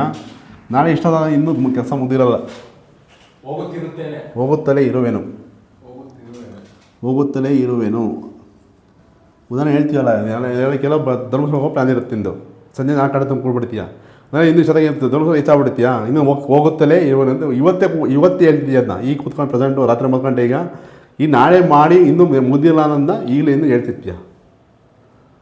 ಆಯ್ತಲ್ವಾ? ಈಗ ಇದು ಆಯ್ತಲ್ವಾ? ಈಗ ನೋಡಿ, ಈಗ ನಾನು ಅನ್ನೋದಕ್ಕೊಂದಾಗೆ ಸೆಂಟೆನ್ಸ್ ಮಾಡಿದ್ವಿ. ಈಗ ನಾನು ಇಲ್ಲಿ ಯಾರು? ನಾನು ಅಂತಕ್ಕಂಥ ವ್ಯಕ್ತಿ ಕೆಲಸ ಮಾಡಿದ್ದಾನೆ ಅಲ್ವಾ? ಈಗ ನೀನು ಕೆಲಸ ಮಾಡಿ, ನೀನು ಕೆಲಸ ಮಾಡುವಾಗ ನಾನು ಅಂತ ಹೇಳ್ಕೊಂತೀಯ.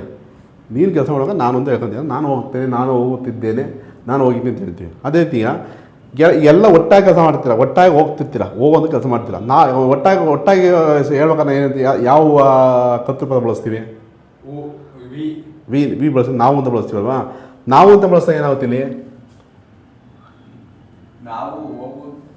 ನಾವು ಹೋಗುತ್ತೇವೆ. ನೋಡಿ, ಈಗ ಹೋಗೋದು ಹೋಗುತ್ತೇವೆ ಆಯಿತು. ಇಲ್ಲಿ ನಾವು ಇದಕ್ಕೆ ಕಂಟಿನ್ಯೂಸ್ ಪ್ರೆಸೆನ್ಸ್ ನಾವು ಅಂತ ಬಳಸಿದ್ರೆ ಹೋಗುತ್ತಿದ್ದೇವೆ. ನಾವು ಇದು ಹೋಗಿದ್ದೇವೆ. ವೇ ಆಗುತ್ತೆ ಅಷ್ಟೇ, ಇಲ್ಲ ನೇರು ವೇ ಆಗುತ್ತೆ ಅಷ್ಟೇ. ಅದು ನಾವು ಹೋಗುತ್ತಲೇ ಇದ್ದೇವೆ. ನೇರದು ವೇ ಆಗುತ್ತೆ ಅಷ್ಟೇ. ನಾವು ಹೋಗುವ ಇಲ್ಲಿ ನಾವು ಹೋಗುತ್ತಿದ್ದೇವೆ. ಇನ್ನೂ ಹೂ ಆದ್ರೆ ಅಷ್ಟೇ. ನಾವು ಹೋಗಿದ್ದೆವು ಆಯ್ತಲ್ವಾ? ಹಂಗೆ ಅವನನ್ನು ತಗೊಂಡ್ರೆ ಅವನೊಂದು ಕೆಲಸ ಮಾಡ್ತಾನೆ, ಅವನೊಂದೊಂದು ಕೆಲಸ ಮಾಡ್ತಾನೆ. ಈಗ ನೀನೇ ಹೇಳ್ತಾರ ಅಂತ ಹೇಳೋದು ನೀನೇ.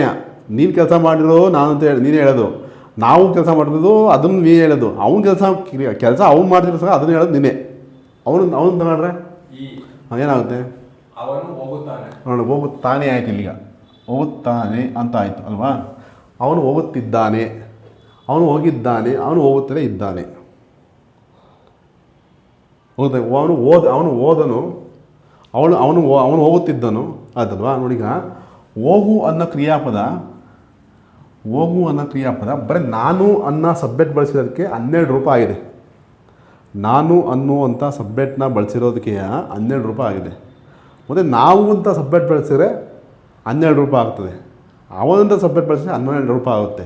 ಈ ರೀತಿ ಕನ್ನಡದ ಒಂದು ಕ್ರಿಯಾಪದವನ್ನು ನಾವು ಆಯಾ ಸಬ್ಜೆಕ್ಟ್ ತಕ್ಕನ ಆಯಾ ಟೆನ್ಸ್ ತಕ್ಕನ ಬದಲಾಯಿಸ್ತಾ ಹೋದರೆ ಕನ್ನಡದ ಒಂದು ಕ್ರಿಯಾಪದ ಸಾವಿರಾರು ರೂಪನ ಪಡ್ಕೊಳುತ್ತದೆ.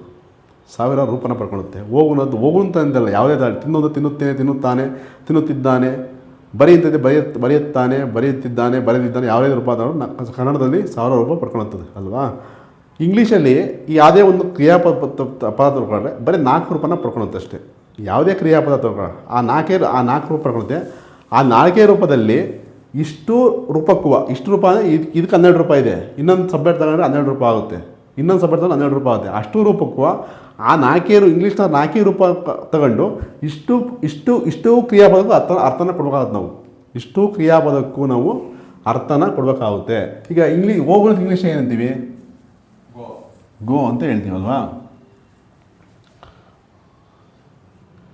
ಇದು V1, ಇದು ವೆಂಟು. ಗೋನ V2 ರೂಪ ಏನಾಗುತ್ತೆ, ವೆಂಟ್ ಅಂತ. ಗೋನ V2 ರೂಪ ಏನಾಗುತ್ತೆ, ಇದು ಬರ್ಬಿಡ್ತೀನಿ. ಇದು ಒಂದು ಮೊದಲನೇ ರೂಪ ಆದಪ್ಪ V1 ಅಂತ ಹೇಳ್ತೀವಿ, ಇದನ್ನು ಗೋ ಅಂತ ಹೇಳ್ತೀವಿ.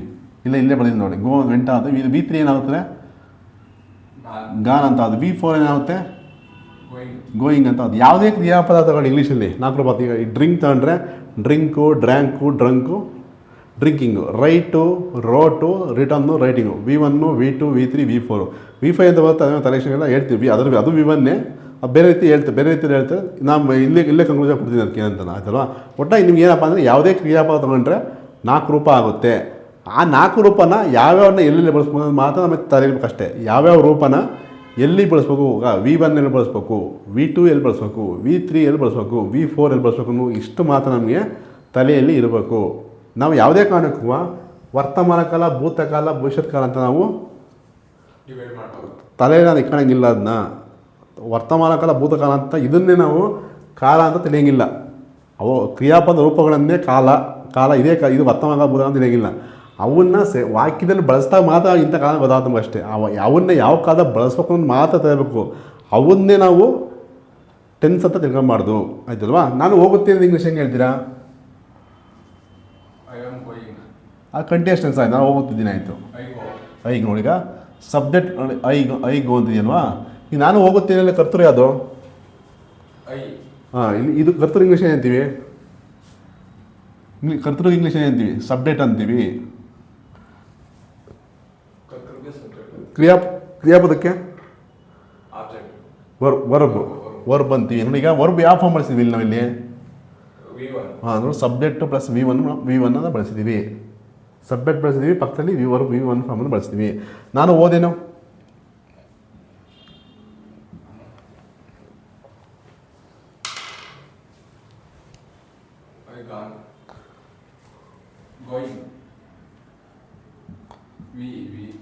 ಸಬ್ಜೆಕ್ಟು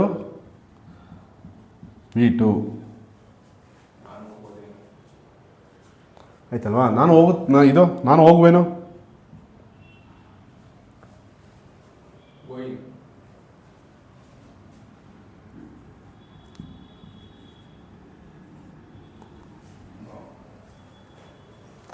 ಇದು ಗೋ. ಇದು ಯಾವ ಫಾರ್ಮ್? ಇದು V1 ಅಲ್ವಾ. V1ನ ಇದು ಯಾವ ಫಾರ್ಮು? ಇದು V1 ಅಲ್ವಾ. ಇದು ಯಾವ ಟೆನ್ಸ್? ಇದು ಪ್ರೆಸೆಂಟ್ ಟೆನ್ಸ್ ಅಲ್ಲ. ಅದು ಇದು ಅಲ್ವಾ. ಇದು V1 ತಾನೇ. ಇದು V1 ಆಯ್ತಲ್ವಾ. ಈ ವಾಕ್ಯ ರಚನೆಯಲ್ಲುವ ಈ ವಾಕ್ಯ ರಚನೆ ವ್ಯತ್ಯಾಸ ಏನಿದೆ? ಎಕ್ಸ್ಟ್ರಾ ಬಂದಿದೆ ಅಲ್ವಾ. ವಿಲ್ಲು ಎಕ್ಸ್ಟ್ರಾ ಬಂದಿದೆ. ಈ ವಿಲ್ ಅನ್ನೋದು ಏನಿದು? ವಿಲ್ ಅನ್ನೋದು ಫ್ಯೂಚರ್ ಬಳಸಿ ಗೊತ್ತು. ಏನದು ಪರ್ಟಿಕ್ಯುಲರ್ ಏನಂತ ಕರಿತೀವಿ ಅದನ್ನ? ಫ್ಯೂಚರ್ ವಿಲ್ ಅನ್ನೋ ಫ್ಯೂಚರ್ ಬಳಸಿ ಓಕೆ ಆಯಿತು. ಅದನ್ನು ಏನಂತ ಕರಿತೀವಿ ನಾವು? ಈಗ ಯಾಮು ಈಜು ಇರುತ್ತೆ, ಹ್ಯಾವ್ ಯಾಸ್ ಇರುತ್ತೆ, ವಾಸು ವರ್ ಇರುತ್ತೆ. ಇವನ್ನೆಲ್ಲ ಏನಂತೀವಿ? ಇವನ್ನ ಟೆನ್ಸ್ ಅನ್ನಲ್ಲ. ಹೆಲ್ಪಿಂಗ್ ವರ್ಬ್ ಅಂತ ಹೇಳ್ತೀವಿ, ಇಲ್ಲ ಸಪೋರ್ಟಿಂಗ್ ವರ್ಬ್ ಅಂತ ಹೇಳ್ತೀವಿ, ಇಲ್ಲ ಆ್ಯಕ್ಚುಲಿ ವರ್ಬ್ ಅಂತ ಹೇಳ್ತೀವಿ. ಹೆಲ್ಪಿಂಗ್ ವರ್ಬ್ ಅಂದರೆ ಕ್ರಿಯಾಪದಕ್ಕೆ ಸಹಾಯ ಮಾಡುತ್ತೆ. ಯಾವ ಕ್ರಿಯಾಪದ ಸಹಾಯ ಮಾಡುತ್ತೆ? ಈ ಗೋ ಅನ್ನೋ ಕ್ರಿಯಾಪದಕ್ಕೆ ಸಹಾಯ ಮಾಡುತ್ತೆ. ಯಾವ ರೀತಿ ಸಹಾಯ ಮಾಡುತ್ತೆ ನೋಡಪ್ಪ, ಈಗ ಯಾವ ರೀತಿ ಸಹಾಯ ಮಾಡುತ್ತೆ ಅಂದರೆ ಈ ಬರೆದಿರ್ತಕ್ಕಂಥ ಮಾತಾಡ್ತಕ್ಕಂಥ ವಾಕ್ಯ ಯಾವ ಕಾಲದಲ್ಲಿ ಇದೆ ಅನ್ನೋದು ನಮಗೆ ತೋರಿಸ್ಕೊಡುತ್ತೆ. ನೋಡಪ್ಪ, ಈಗ ಹೆಂಗಪ್ಪ ಅಂದರೆ ಇಲ್ಲಿ ಸಬ್ಜೆಕ್ಟ್ ಬರೆದು ವರ್ಬ್ ವಿ1 ಬಳಸಿದ್ರೆ ನಮ್ಗೆ ಅದು ಸಿಂಪಲ್ ಪ್ರೆಸೆಂಟ್ ಗೊತ್ತಾಗುತ್ತೆ. ಅದು ಕನ್ನಡದಲ್ಲಿ ಅದನ್ನ ಸಿಂಪಲ್ ಪ್ರೆಸೆಂಟ್ ಹೇಳ್ಬೋದು, ನಮ್ಗೆ ಗೊತ್ತಾಗುತ್ತೆ. ಕನ್ನಡದಲ್ಲೂ ಐ ಗೋ ಅಂದ್ರನ್ನ ನಾನು ಹೋಗುತ್ತೆ ಅಂತ ಬರಬೇಕು. ಐ ಗೋ ಅಂತಂದನ್ನ ಹೋಗುವೆ ಅಂತ ಬರೆಯೋಂಗಿಲ್ಲ. ಅದು ಯಾಕೆ ನಮಗೆ ಸಿಂಪಲ್ ಪ್ರೆಸೆಂಟ್ ಗೊತ್ತಾಗಿದೆ. ಕನ್ನಡದ ಸಿಂಪಲ್ ಪ್ರೆಸೆಂಟ್ ಏನೋ ನಮಗೆ ಗೊತ್ತಿರಬೇಕಾಗುತ್ತೆ, ಆಯ್ತಲ್ವಾ? ಇಲ್ಲಿ ಐ ಬಂದು ವಿಲ್ ಬಂದು ವಿ1 ಬಂದರೆ ಸಿಂಪಲ್ ಫ್ಯೂಚರ್ಸ್ ಗೊತ್ತಾಗುತ್ತೆ. ನಮಗೆ ಸಿಂಪಲ್ ಫ್ಯೂಚರ್ಸ್ ಅಂತ ಗೊತ್ತಾಗುತ್ತೆ ಅಲ್ವಾ? ವಿಲ್ಲು ವಿ1 ಇದು ಆಯ್ತಲ್ವಾ? ಹೋಗುವೆ ಅಂತ ಗೊತ್ತಾಯಿತು ಅಲ್ವಾ? ಈಗ ಕನ್ನಡದಲ್ಲಿ ಏನಾಗುತ್ತಪ್ಪ ಅಂದರೆ ನೋಡಿ, ಈಗ ಹೋಗುತ್ತೇನೆ ಅಂತ ಈಗ ಹೋಗುವೆನು ಅಂತ ಇದೆ.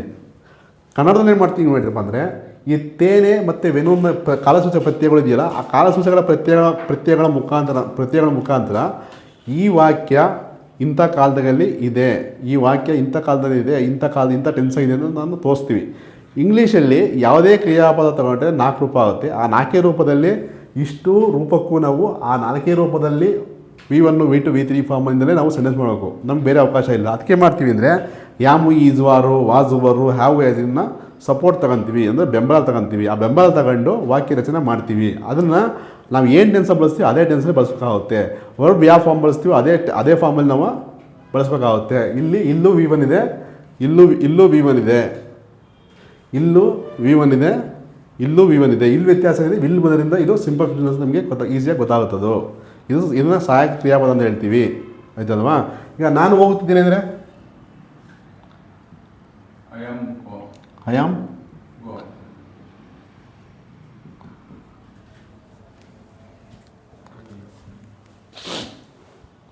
ಇದು ನಾನು ಹೋಗುತ್ತಿದ್ದೇನೆ ಅಂದರೆ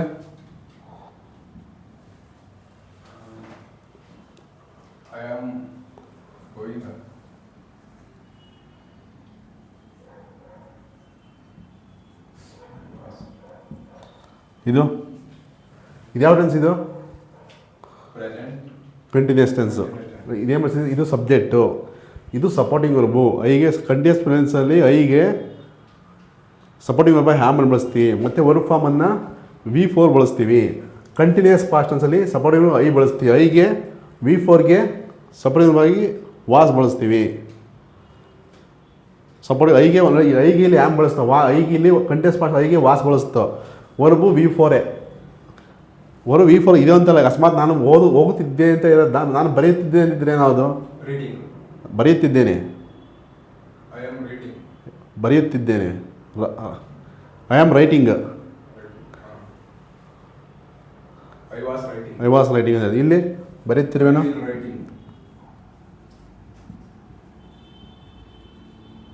ಐ ವಿಲ್ ಬಿ ರೈಟಿಂಗ್ ಅಲ್ಲ. ಹೋಗುತ್ತಿರೋ ಅದಕ್ಕೆ ಬೇರೆ. I will be going. ಯಾವ ಟೆನ್ಸ್ ಇದು? Continuous present tense, continuous past tense, continuous future tense. ವ್ಯತ್ಯಾಸ ಕಾಮನ್ ಇದೆ. ಮೂರಲ್ಲಿ ಕಾಮನ್ ಏನಿದೆ ನೋಡಿ? ಗೋಯಿಂಗ್ ಇದೆ. ಗೋಯಿಂಗ್ ಯಾವ ಫಾರ್ಮ್? ವರ್ಬು ಯಾವ ಫಾರ್ಮು? ವಿ4 ಫಾರ್ಮು ಅಲ್ವಾ? ಇಲ್ಲೂ ವಿ4, ಇಲ್ಲೂ ವಿ4, ಇಲ್ಲೂ ವಿ4. ವ್ಯತ್ಯಾಸ ಡಿಫ್ರೆನ್ಸ್ ಏನಾಗಿದೆ ಮೂರಲ್ಲೂ? ಹೆಲ್ಪಿಂಗ್ ವರ್ಬು ಚೇಂಜ್ ಆಗಿದೆ. ನಾನು ಆಡುತ್ತಿದ್ದೇನು, ಐ ವಾಸ್ ಪ್ಲೇಯಿಂಗು. ನಾನು ಆಡುತ್ತೇನೋ, ಐ ವಿಲ್ ಬಿ ಪ್ಲೇಯಿಂಗ್. ನಾನು ಬರೆಯುತ್ತಿದ್ದೇನೋ, ಐ ವಾಸ್ ರೈಟಿಂಗ್. ಅಂದರೆ ಏನು ಕೆಲಸ ಮಾಡ್ತೀವೋ ಆ ಕ್ರಿಯಾಪದನ ವಿ4 ರೂಪವನ್ನು ಕಂಟಿನ್ಯೂಸ್ ಟೆನ್ಸ್ಗಳು ಹಾಕಬೇಕು. ಆ ಟೆನ್ಸಿಗೆ ತಕ್ಕನಾಗೆ ಸಪೋರ್ಟಿಂಗ್ ವರ್ಬ್ಗಳನ್ನು ಹಾಕಬೇಕು. ಟೆನ್ಸಿಗೆ ತಕ್ಕನಾಗೆ ಮತ್ತು ಸಬ್ಜೆಕ್ಟ್ಗಳು ತಕ್ಕನಾಗೆ ಸಪೋರ್ಟಿಂಗ್ ವರ್ಬ್ಗಳನ್ನು ಹಾಕಬೇಕು, ಆಯ್ತಲ್ವಾ? ನೆಕ್ಸ್ಟು ಹೋಗಿದ್ದೇನೆ.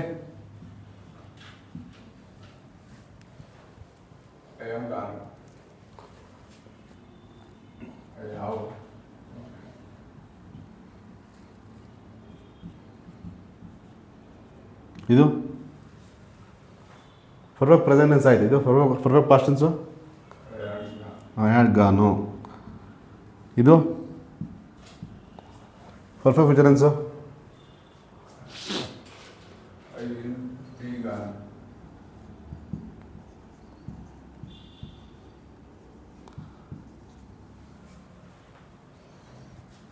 ಇದು ಯಾವ ಫಾರ್ಮ್ ಇದು? ಅದು V3 ಫಾರ್ಮ್. ವಿ3 have gone, had gone, will have gone. ವಿ3 ಮೂರಲ್ಲೂ ಕಾಮನ್ ಏನಿದೆ? ಗಾನು ವರ್ಬ್ ಯಾವ ಫಾರ್ಮ್ ಅದು? ಗಾನ್ ಯಾವ ಫಾರ್ಮ್? ವರ್ಬ್ ಫಾರ್ಮ್ ಯಾವುದು? ವಿ3 ತಾನೆ. ಅಂದರೆ ನಿಮ್ಗೆ ಏನು ಗೊತ್ತಾಗಬೇಕಪ್ಪ ಅಂದರೆ ಪರ್ಫೆಕ್ಟ್ ಪ್ರೆಸೆಂಟ್ ಟೆನ್ಸಲ್ಲಿ ಯಾವುದೇ ಕ್ರಿಯಾಪದದ ವಿ3 ಫಾರ್ಮನ್ನು ಬಳಸ್ಬೇಕು. ಮತ್ತು ಆ ಸಬ್ಜೆಕ್ಟಿಗೆ ತಕ್ಕನಾಗೆ ಸಪೋರ್ಟಿಂಗ್ ವರ್ಬನ್ನು ಹಾಕ್ಬೇಕು.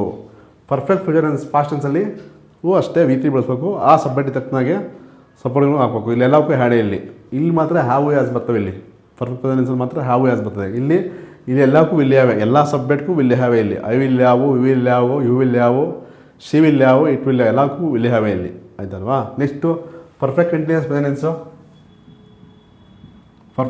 Present tense. ನಾನು ಹೋಗುತ್ತಲೇ ಇದ್ದೇನೆ. I have be going.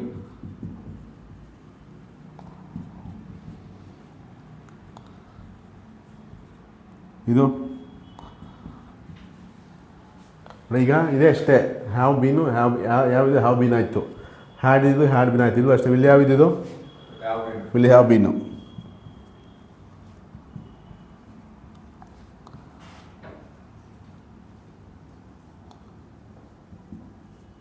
ನೋಡಿ ಮತ್ತೆ ವರ್ಬ್ ಯಾವ ಫಾರ್ಮ್ ಇದು?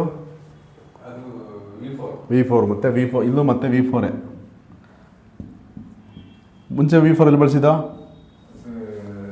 ಕಂಟಿನ್ಯೂಸ್ ಟೆನ್ಸಲ್ಲಿ. ಇಲ್ಲಿ ನೋಡಿ, ಇಲ್ಲಿ ಹ್ಯಾಮ್ ಇದೆ, ಇಲ್ಲಿ ಹ್ಯಾವ್ ಬೀನ್ ಇದೆ, ಇಲ್ಲಿ ವಾಸ್ ಇದೆ, ಇಲ್ಲಿ ಹ್ಯಾಡ್ ಬೀನ್ ಇದೆ.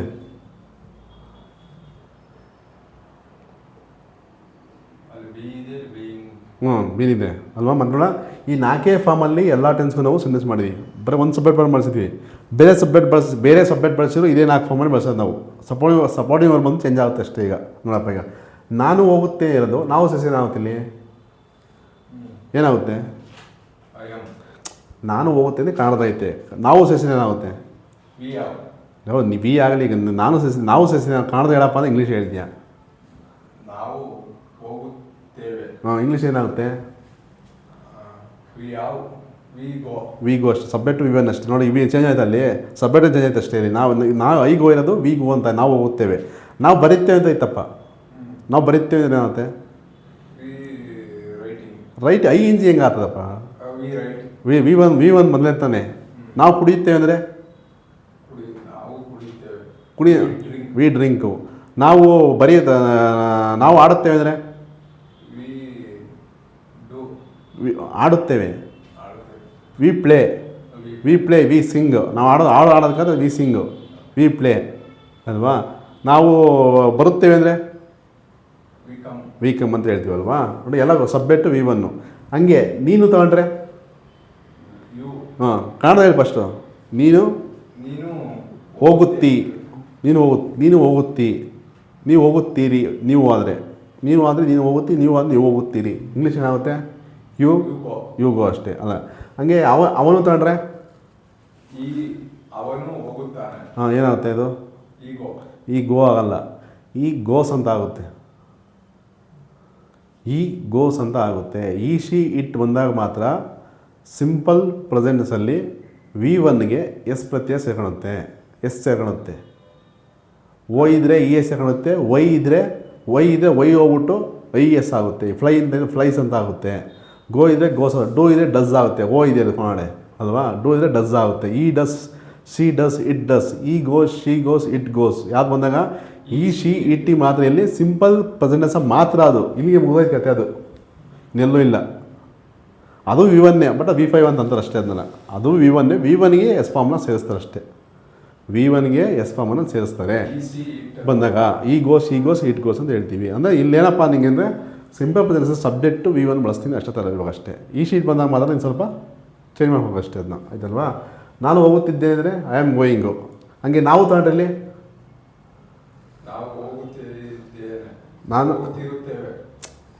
ನಾವು ಇಲ್ಲಿ ನಾವು ಹೋಗುತ್ತೇವೆ ಅಂತ ಹೇಳ್ತಾರಪ್ಪ. ಇಲ್ಲಿ ವೇಸೇಜ್ ಅಷ್ಟೇ, ಇನ್ನೇನಿಲ್ಲ. ವೇಸೇಜ್ ಮಾಡ ತಿದ್ದೇನೆ ಅಂದರೆ ವೇಸೇಜ್ ಅಷ್ಟೇ. ನಾವು ಹೋಗುತ್ತಿದ್ದೇವೆ ಏನಾಗುತ್ತೆ? We are going. ಯಾವ ಇಲ್ಲಿ ಬರೋದು ಪರ್ಫೆಕ್ಟ್ ಟೆನ್ಸ್ ಬರೋದು ಇಲ್ಲಿ ಮೂರು ಬರ್ತವೆ ಆ್ಯಮು ಈಜು ಆರ್ ಮೂರು ಬರ್ತವೆ ಮೂರು ಬರ್ತವೆ ಆಪ್ಷನ್ ನಿಮಗೆ ವಿಗೆ ಅಂತ ಅಂತೀಯ ಕಂಟಿನ್ಯೂಸ್ ಟೆನ್ಸಲ್ಲಿ ಸಬ್ಜೆಕ್ಟು ಹ್ಯಾಮು ಈಜ್ ಆರು V4 ಅಬ್ಜೆಕ್ಟು ವರ್ಬ್ ING ಇಲ್ಲೇ ಅಂತಂದೆ ಆಮ್ ಏನು ಅಂತೀವಿ ವಿಗೆ ಅಂತ ಅಂತೀಯ We are. ವಿ Are ಹಾಂ ವಿ ಆರ್ going. ನೋಡೋ ಮತ್ತೆ V4 ಬಂದು ನೋಡೋದೆ ವಿ ಆರ್ ಗೋಯಿಂಗ್ ನಾವು ಬರೀತಿದ್ದೇವೆ ಅಂದರೆ We are going. ನಾವು ಬರೀತಿದ್ದೇವೆ We are writing. Verb V4 verb ಆರು ಹಿಂಗೆ ಐತೆ ವೀನು ಹಿಂಗೆ ಐತೆ ನಾನು ಕೆಲಸ ಮಾಡಿದ್ರೆ ಐ ಆಮ್ ರೈಟಿಂಗ್ ಅಂತ ಹೇಳ್ತೀವಿ ನಾವು ಕೆಲಸ ಮಾಡ್ತೇವೆ ವಿ ಆರ್ ರೈಟಿಂಗ್ ಅಂತ ಹೇಳ್ತೀವಿ ಆಯ್ತಲ್ವಾ ನೀನು ತಗೊಂಡ್ರೆ You are going. ನೀನು ಹೋಗುತ್ತಿದ್ದಿ You are going. ನೀನು ಹೋಗುತ್ತಿದ್ದಿ ಯು ಆರ್ ಗೋಯಿಂಗ್ ಅಲ್ವಾ ಅವನು ತಗೊಂಡ್ರೆ ಈ ಫಸ್ಟ್ ಕಾಣದಾಗ ಹೇಳು ಅವನು ಅವನು ಹೋಗುತ್ತಿದ್ದಾನೆ ಹೋಗುತ್ತಿದ್ದಾನೆ. ಹಾಂ He ಈಸ್ is going. ಹಾಂ ಅವಳು ನೆಕ್ಸ್ಟು She is going. ಕನ್ನಡದ ಹೇಳದ್ನ ಅವಳು ಹೋಗುತ್ತಿದ್ದಾಳೆ. ಅವಳು ಹೋಗುತ್ತಿದ್ದಾಳೆ ಶಿ ಈಸ್ ಗೋಯಿಂಗ್ ನೆಕ್ಸ್ಟ್ ಅವರು ತಗೊಂಡ್ರೆ ಅವಳು ಹೋಗುತ್ತಿದ್ದಾಳೆ. ಅವರು ಅವರು. ಹ್ಞೂ You are going. ಅವರು ತಗೊಳ್ಳೆ ಅವರು. They are going They are going. They are going ಆಯ್ತಲ್ವಾ ಇಲ್ಲಿ ಮುಗಿತಲ್ಲ ಐಗೆ ಹ್ಯಾಮ್ ಈ ಕಂಟೆಸ್ಟೆನ್ಸಲ್ಲಿ ಐಗೆ ಅಂತ ಅಂತೀವಿ ಯು ದೇ ಬಂದಾಗ ಆರ್ ಅಂತೀವಿ ಈ ಶೀಟ್ ಬಂದಾಗ ಈಸ್ ಅಂತೀವಿ ವರ್ಬು V4 ಏನು ಕೆಲಸ ಮಾಡ್ತೀವಿ ಆ ಕ್ರಿಯಾಪದ V4 ಫಾರ್ಮನ್ನು ಹಾಕ್ತೀವಿ ಅಲ್ವಾ ನೆಕ್ಸ್ಟು ನಾವು ತಗೊಂಡ್ರಲ್ಲಿ ನಾನು ಹೋಗಿದ್ದೇವೆ ನಾವು ತಗೊಂಡ್ರೆ ಕನ್ನಡ ಹೇಳಿ ಫಸ್ಟು ನಾವು ಹೋಗಿದ್ದೇವೆ ಇಂಗ್ಲೀಷಲ್ಲಿ we have gone. We have gone ಅಲ್ವಾ ಇದು ನೀನು ಹೋಗಿದ್ಯಾ ನೀನು ತಗೊಂಡ್ರೆ You are gone. ನೀನು ಹೋಗಿದ್ದಿ ಯು ಹ್ಯಾವ್ ಗಾನ್ ಅವನು ಹೋಗಿದ್ದಾನೆಂದರೆ You have gone. ಈ ಹ್ಯಾಸ್ ಗಾನ್ Yes. ಈ ಹ್ಯಾಸ್ ಗಾನ್ ವರ್ಬು V4 ಇಲ್ಲಿ ಈ ಶೀಟ್ ಬಂದಾಗ ಹ್ಯಾಸ್ ಬರುತ್ತವೆ ಐ ವಿ ಯು ದೇ ಬಂದಾಗ ಪರ್ಫೆಕ್ಟ್ ಪ್ರೆಸೆಂಟೆನ್ಸಲ್ಲಿ ಐಗೆ ವಿಗೆ ಯುಗೆ ದೇಗೆ ಹ್ಯಾವ್ ಹಾಕ್ತೀವಿ ಈ ಶೀಟ್ ಬಂದಾಗ ಹ್ಯಾಸ್ ಹಾಕ್ತೀವಿ ವರ್ಬು V3ನೇ ಬಳಸ್ತೀವಿ ಏನು ಕೆಲಸ ಮಾಡ್ತಾರೆ ಆ ಕ್ರಿಯಾಪದ V3 he has gone she has gone it has gone they have gone ಅಲ್ವಾ ಈ ಶೀಟ್ ಬಂದಾಗ ಹ್ಯಾಸ್ ಹಾಕ್ಸ್ತೀವಿ ವರ್ಬು V3ನೇ ನೆಕ್ಸ್ಟು ಪರ್ಫೆಕ್ಟ್ ಕಂಟಿನ್ಯೂಸ್ ಪ್ರೆಸೆಂಟೆನ್ಸಲ್ಲಿ ನಾವು ತಗೊಂಡ್ರೆ ನಾವು ಹೋಗುತ್ತಲೇ ಇದ್ದೇವೆ ಹಾಂ we have We have been been. Going ನೀನು ಹೋಗುತ್ತಲೇ ಇದ್ದಿ You. You have been going ಅವನು ಹೋಗುತ್ತಲೇ ಇದ್ದಾನೆ He has been. ಗೋಯಿಂಗ್ ಅವಳು ಹೋಗುತ್ತಲೇ ಇದ್ದಾಳೆ She has been going. ಅದು ಹೋಗುತ್ತಲೇ ಇದೆ ಅದು.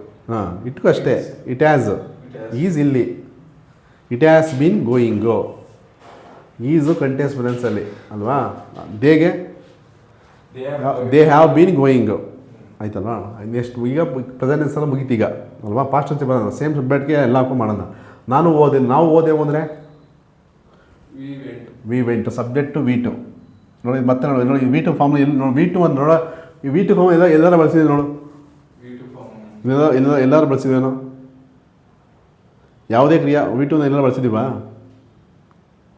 ವೆಂಟ್ ಅಂತ ಎಲ್ಲರೂ ಬಳಸಿದ್ದೀವಾ ಇಲ್ಲ. ನೋಡಿ ಯಾವುದೇ ಕ್ರಿಯಾಪದದ V2 ರೂಪವನ್ನು ಸಿಂಪಲ್ ಪಾಸ್ಟ್ ಟೆನ್ಸ್ ಮಾತ್ರ ಬಳಸ್ಬೇಕಷ್ಟೇ ನಾವು ಇದನ್ನೇ ಟೆನ್ಸ್ ತಿಳ್ಕೊಂಬಾರ್ದು ಇದು ಬರೀ V2 ಅಷ್ಟೇ ಅದನ್ನು ಇಲ್ಲಿ ಬಳಸ್ತೀವಿ ಅಷ್ಟೊಂದು ಮಾತ್ರ ನಮಗೆ ತಲೆಗಿರ್ಬೇಕು ಸಬ್ಜೆಕ್ಟು V2 ಐ ವೆಂಟು ನಾವು ಓದೆವು ವಿ ವೆಂಟು ನೀನು ಓದೆ You went. ಅವನು ಓದನು He went. ಅವಳು ಓದಳು She went. ಅದು ಹೋಯಿತು It went. ಅವರು ಓದಳು They went. They went I went we went she went it went they went ಅಲ್ವಾ ನೆಕ್ಸ್ಟು ನಾವು ಹೋಗುತ್ತಿದ್ದೆವು ನಾನು ಹೋಗುತ್ತಿದ್ದೇನೆ ಮತ್ತೆ ನಾವು ಹೋಗುತ್ತಿದ್ದೆವು We was going. We were going Where? We were going Now. We. Okay. ಅಲ್ವಾ ನೀನು ಹೋಗುತ್ತಿದ್ದೆ Then you are go. You are going ಅವನು ಹೋಗುತ್ತಿದ್ದನು ಅವನು ಹೋಗುತ್ತಿದ್ದನು. He is going. He was going He went. ಇಲ್ಲಿ ವಾಸ್ ಓವರ್ ಅನ್ನು ಎರಡು ಬರ್ತವೆ ಇಲ್ಲಿ ನೋಡಿ ಇಲ್ಲಿ ಕಂಟಿನ್ಯೂಸ್ ಟೆನ್ಸಲ್ಲಿ ಯಾಮು ಈಸ್ ವಾರ್ ಅಂತ ಬಂದು ಇಲ್ಲಿ ಕಂಟಿನ್ಯೂಸ್ ಪಾರ್ಟ್ಸಲ್ಲಿ ವಾಸ್ ಓವರ್ ಅಂತ ಎರಡು ಸಪ್ರೇಟ್ ಬರ್ತವೆ ಐಗೆ ವಾಸು ಈಗೆ ಶೀಗೆ ಇಟ್ಕೋ ವಾಸೆ ಐಗೆ ಈಗೆ ಈ ಶಿ ಇಟ್ಗೆ ವಾಸು ಇದ್ದವಕ್ಕೆಲ್ಲ ವರ್ರು ವಿಗೆ ಇನ್ನಿದ್ದವು ವಿ ಯು ದೇಗೆ were we were going you were going they were going he was going she was going it was going ಆಯ್ತಲ್ವಾ ನೆಕ್ಸ್ಟು ನಾನು ಹೋಗಿದ್ದೆನು. I had gone. ಹಾಂ, ನೀನು ಹೋಗಿದ್ದೆ, You had gone. ನಾವು ಹೋಗಿದ್ದೆವು, We had gone. ಅವರು ಹೋಗಿದ್ದರು, She had gone. ಅವಳು ಹೋಗಿದ್ದಳು, ಅವರು they had gone, They had gone. ಅವರು ಹೋಗಿದ್ದು ಅವಳು ಹೋಗಿದ್ದಳು, ಶಿ ಹ್ಯಾಡ್ ಗಾನು. ಇಲ್ಲಿ ಎಲ್ಲ ಸಬ್ಜೆಕ್ಟ್ಗೆ had gone verb V3. I had gone, we had gone, she had gone, ಅವಳು ಹೋಗಿದ್ದಳು, ಅವನು ಹೋಗಿದ್ದನು, ಈ ಹ್ಯಾಡ್ ಗಾನು, ಅದು ಹೋಗಿತ್ತು, ಇಟ್ ಹ್ಯಾಡ್ ಗಾನು, ಅವರು ಹೋಗಿದ್ದರು, ದೇ ಹ್ಯಾಡ್ ಗಾನು. ಎಲ್ಲಕ್ಕೂ ಹ್ಯಾಡೇ ಇಲ್ಲಿ. ಇಲ್ಲೂ ಅಷ್ಟೇ, ನಾನು ಹೋಗುತ್ತಲೇ ಇದ್ದೇನು, ನಾವು ಹೋಗುತ್ತಲೇ ಇದ್ದೆವು, ವಿ ಹ್ಯಾಡ್ ಬಿನ್ ಗೋಯಿಂಗು. ನೀನು ಹೋಗುತ್ತಲೇ ಇದ್ದೆ, ಯು ಹ್ಯಾಡ್ ಬಿನ್ ಗೋಯಿಂಗು. ಅವನು ಹೋಗುತ್ತಲೇ ಇದ್ದನು, ಈ ಹ್ಯಾಡ್ ಬಿನ್ ಗೋಯಿಂಗ್. ಅವಳು ಹೋಗುತ್ತಲೇ ಇದ್ದಳು, ಶಿ ಹ್ಯಾಡ್ ಬಿನ್ ಗೋಯಿಂಗ್. ಅದು ಹೋಗುತ್ತಲೇ ಇತ್ತು, ಇಟ್ ಹ್ಯಾಡ್ ಬಿನ್ ಗೋಯಿಂಗ್. ಅವರು ಹೋಗುತ್ತಲೇ ಇದ್ದರು, they had been going. Next ಅಲ್ವಾ, ನಾನು ಹೋಗುವೆನು. ನಾನು ಹೋಗುವೆನು. ಹಾಂ, ನಾವು ಹೋಗುವೆವು, We will. We will go. ನೀನು ಹೋಗುವೆ, You will go. ಅವನು ಹೋಗುವನು, He will. ಅವನು. ಹ್ಮ್. They will go. ಅವನು. ಅವನು. ಹಾಂ, He will go. ಈ ವಿಲ್ ಗೋ. ಅವಳು ಹೋಗೋಳು. She will go. ಎಲ್ಲಕ್ಕೂ ವಿಲ್ಲೇ, ವಿಲ್ಲು ಸಬ್ಜೆಕ್ಟು, ವಿಲ್ಲು ವಿವನ್ನು. ಇಲ್ಲೂ ವಿವನ್ನು ಬಳಸ್ತೀವಿ, ಇಲ್ಲೂ ವಿವನ್ನು ಬಳಸ್ತೀವಿ. ಇಲ್ಲಿ ಸಬರ್ಗಳು ಮಾತ್ರ ಅಂತೀವಿ ಅಷ್ಟೇ. ಇಲ್ಲಿ ಐಗೆ ವಿಗೆ ಮಾತ್ರ ಶಲ್ಲು ಬಳಸ್ಬೋದು, ವಿಲ್ಲು ಬಳಸ್ಬೋದು. ಐಗೆ ವಿಗೆ ಮಾತ್ರ ಶಲ್ಲು ಬಳಸ್ಬೋದು, ವಿಲ್ಲು ಬಳಸ್ಬೋದು. ವಿಲ್ಲು ಎಲ್ಲವೂ ಕಾಮನು, ಸರಿನಾ? ಇಲ್ಲೂ ಅಷ್ಟೇ, ನಾನು ಹೋಗುತ್ತಿರುವೆ, ನಾವು ಹೋಗುತ್ತಿರುವೆ ಅಂತ ಅರ್ಗ. We will be going. ನೀನು ಹೋಗುತ್ತಿರುವಿ, ಯು ವಿಲ್ ಬಿ ಗೋಯಿಂಗ್. ಅವನು ಹೋಗುತ್ತಿರುವನು, ಯು ವಿಲ್ ಬಿ ಗೋಯಿಂಗು. ಅವಳು ಹೋಗುತ್ತಿರುವಳು, ಶಿ ವಿಲ್ ಬಿ ಗೋಯಿಂಗ್. ಅದು ಹೋಗುತ್ತಿರುವುದು, ಇಟ್ ವಿಲ್ ಬಿ ಗೋಯಿಂಗ್ ಅಲ್ವಾ? ನಾನು ಹೋಗಿರುವೆನು. ನೆಕ್ಸ್ಟ್ ಪರ್ಫೆಕ್ಟ್ ಪ್ರೆಸೆನ್ಸ್ ಬರೋಣ. ನಾನು ಹೋಗಿರುವೆನು, ಬರೋದು ಐ ವಿಲ್ ಹ್ಯಾವ್ ಗಾನ್. ನಾವು ಹೋಗಿರುವೆವು, ವಿ ವಿಲ್ ಹ್ಯಾವ್ ಗಾನ್. ನೀನು ಹೋಗಿರುವೆ, ಯು ವಿಲ್ ಹ್ಯಾವ್ ಗಾನ್. ಅವರು ಹೋಗಿರುವರು, ದೇ ವಿಲ್ ಹ್ಯಾವ್ ಗಾನ್. ಅದು ಹೋಗಿರುವುದು, ಇಟ್ ವಿಲ್ ಹ್ಯಾವ್ ಗಾನ್. ಅವ್ರು ಹೋಗಿರುವು, ದೇ ವಿಲ್ ಹ್ಯಾವ್ ಗಾನ್. ನಾವು ಹೋಗುತ್ತಲೇ ಇರುವೆನು, ನಾವು ಹೋಗುತ್ತಲೇ ಇರುವೆವು, we will have been going. ನೀನು ಹೋಗುತ್ತಲೇ ಇರುವಿ, you will have been going. ಅದು ಹೋಗುತ್ತಲೇ ಇರುವುದು, it will have been going. ಅವಳು ಹೋಗುತ್ತಲೇ ಇರುವಳು, she will have been going. ಇಲ್ಲೂ ಮತ್ತೆ ಎಲ್ಲಕ್ಕೂ ವಿಲ್ ಹ್ಯಾವ್ ಬಿನ್ ಗೋಯಿಂಗ್ ಅಂತ ಹಾಕೋದಷ್ಟೇ. ಇನ್ನೇನು ಡೌಟ್ಸ್ ಇದೆಯಾ?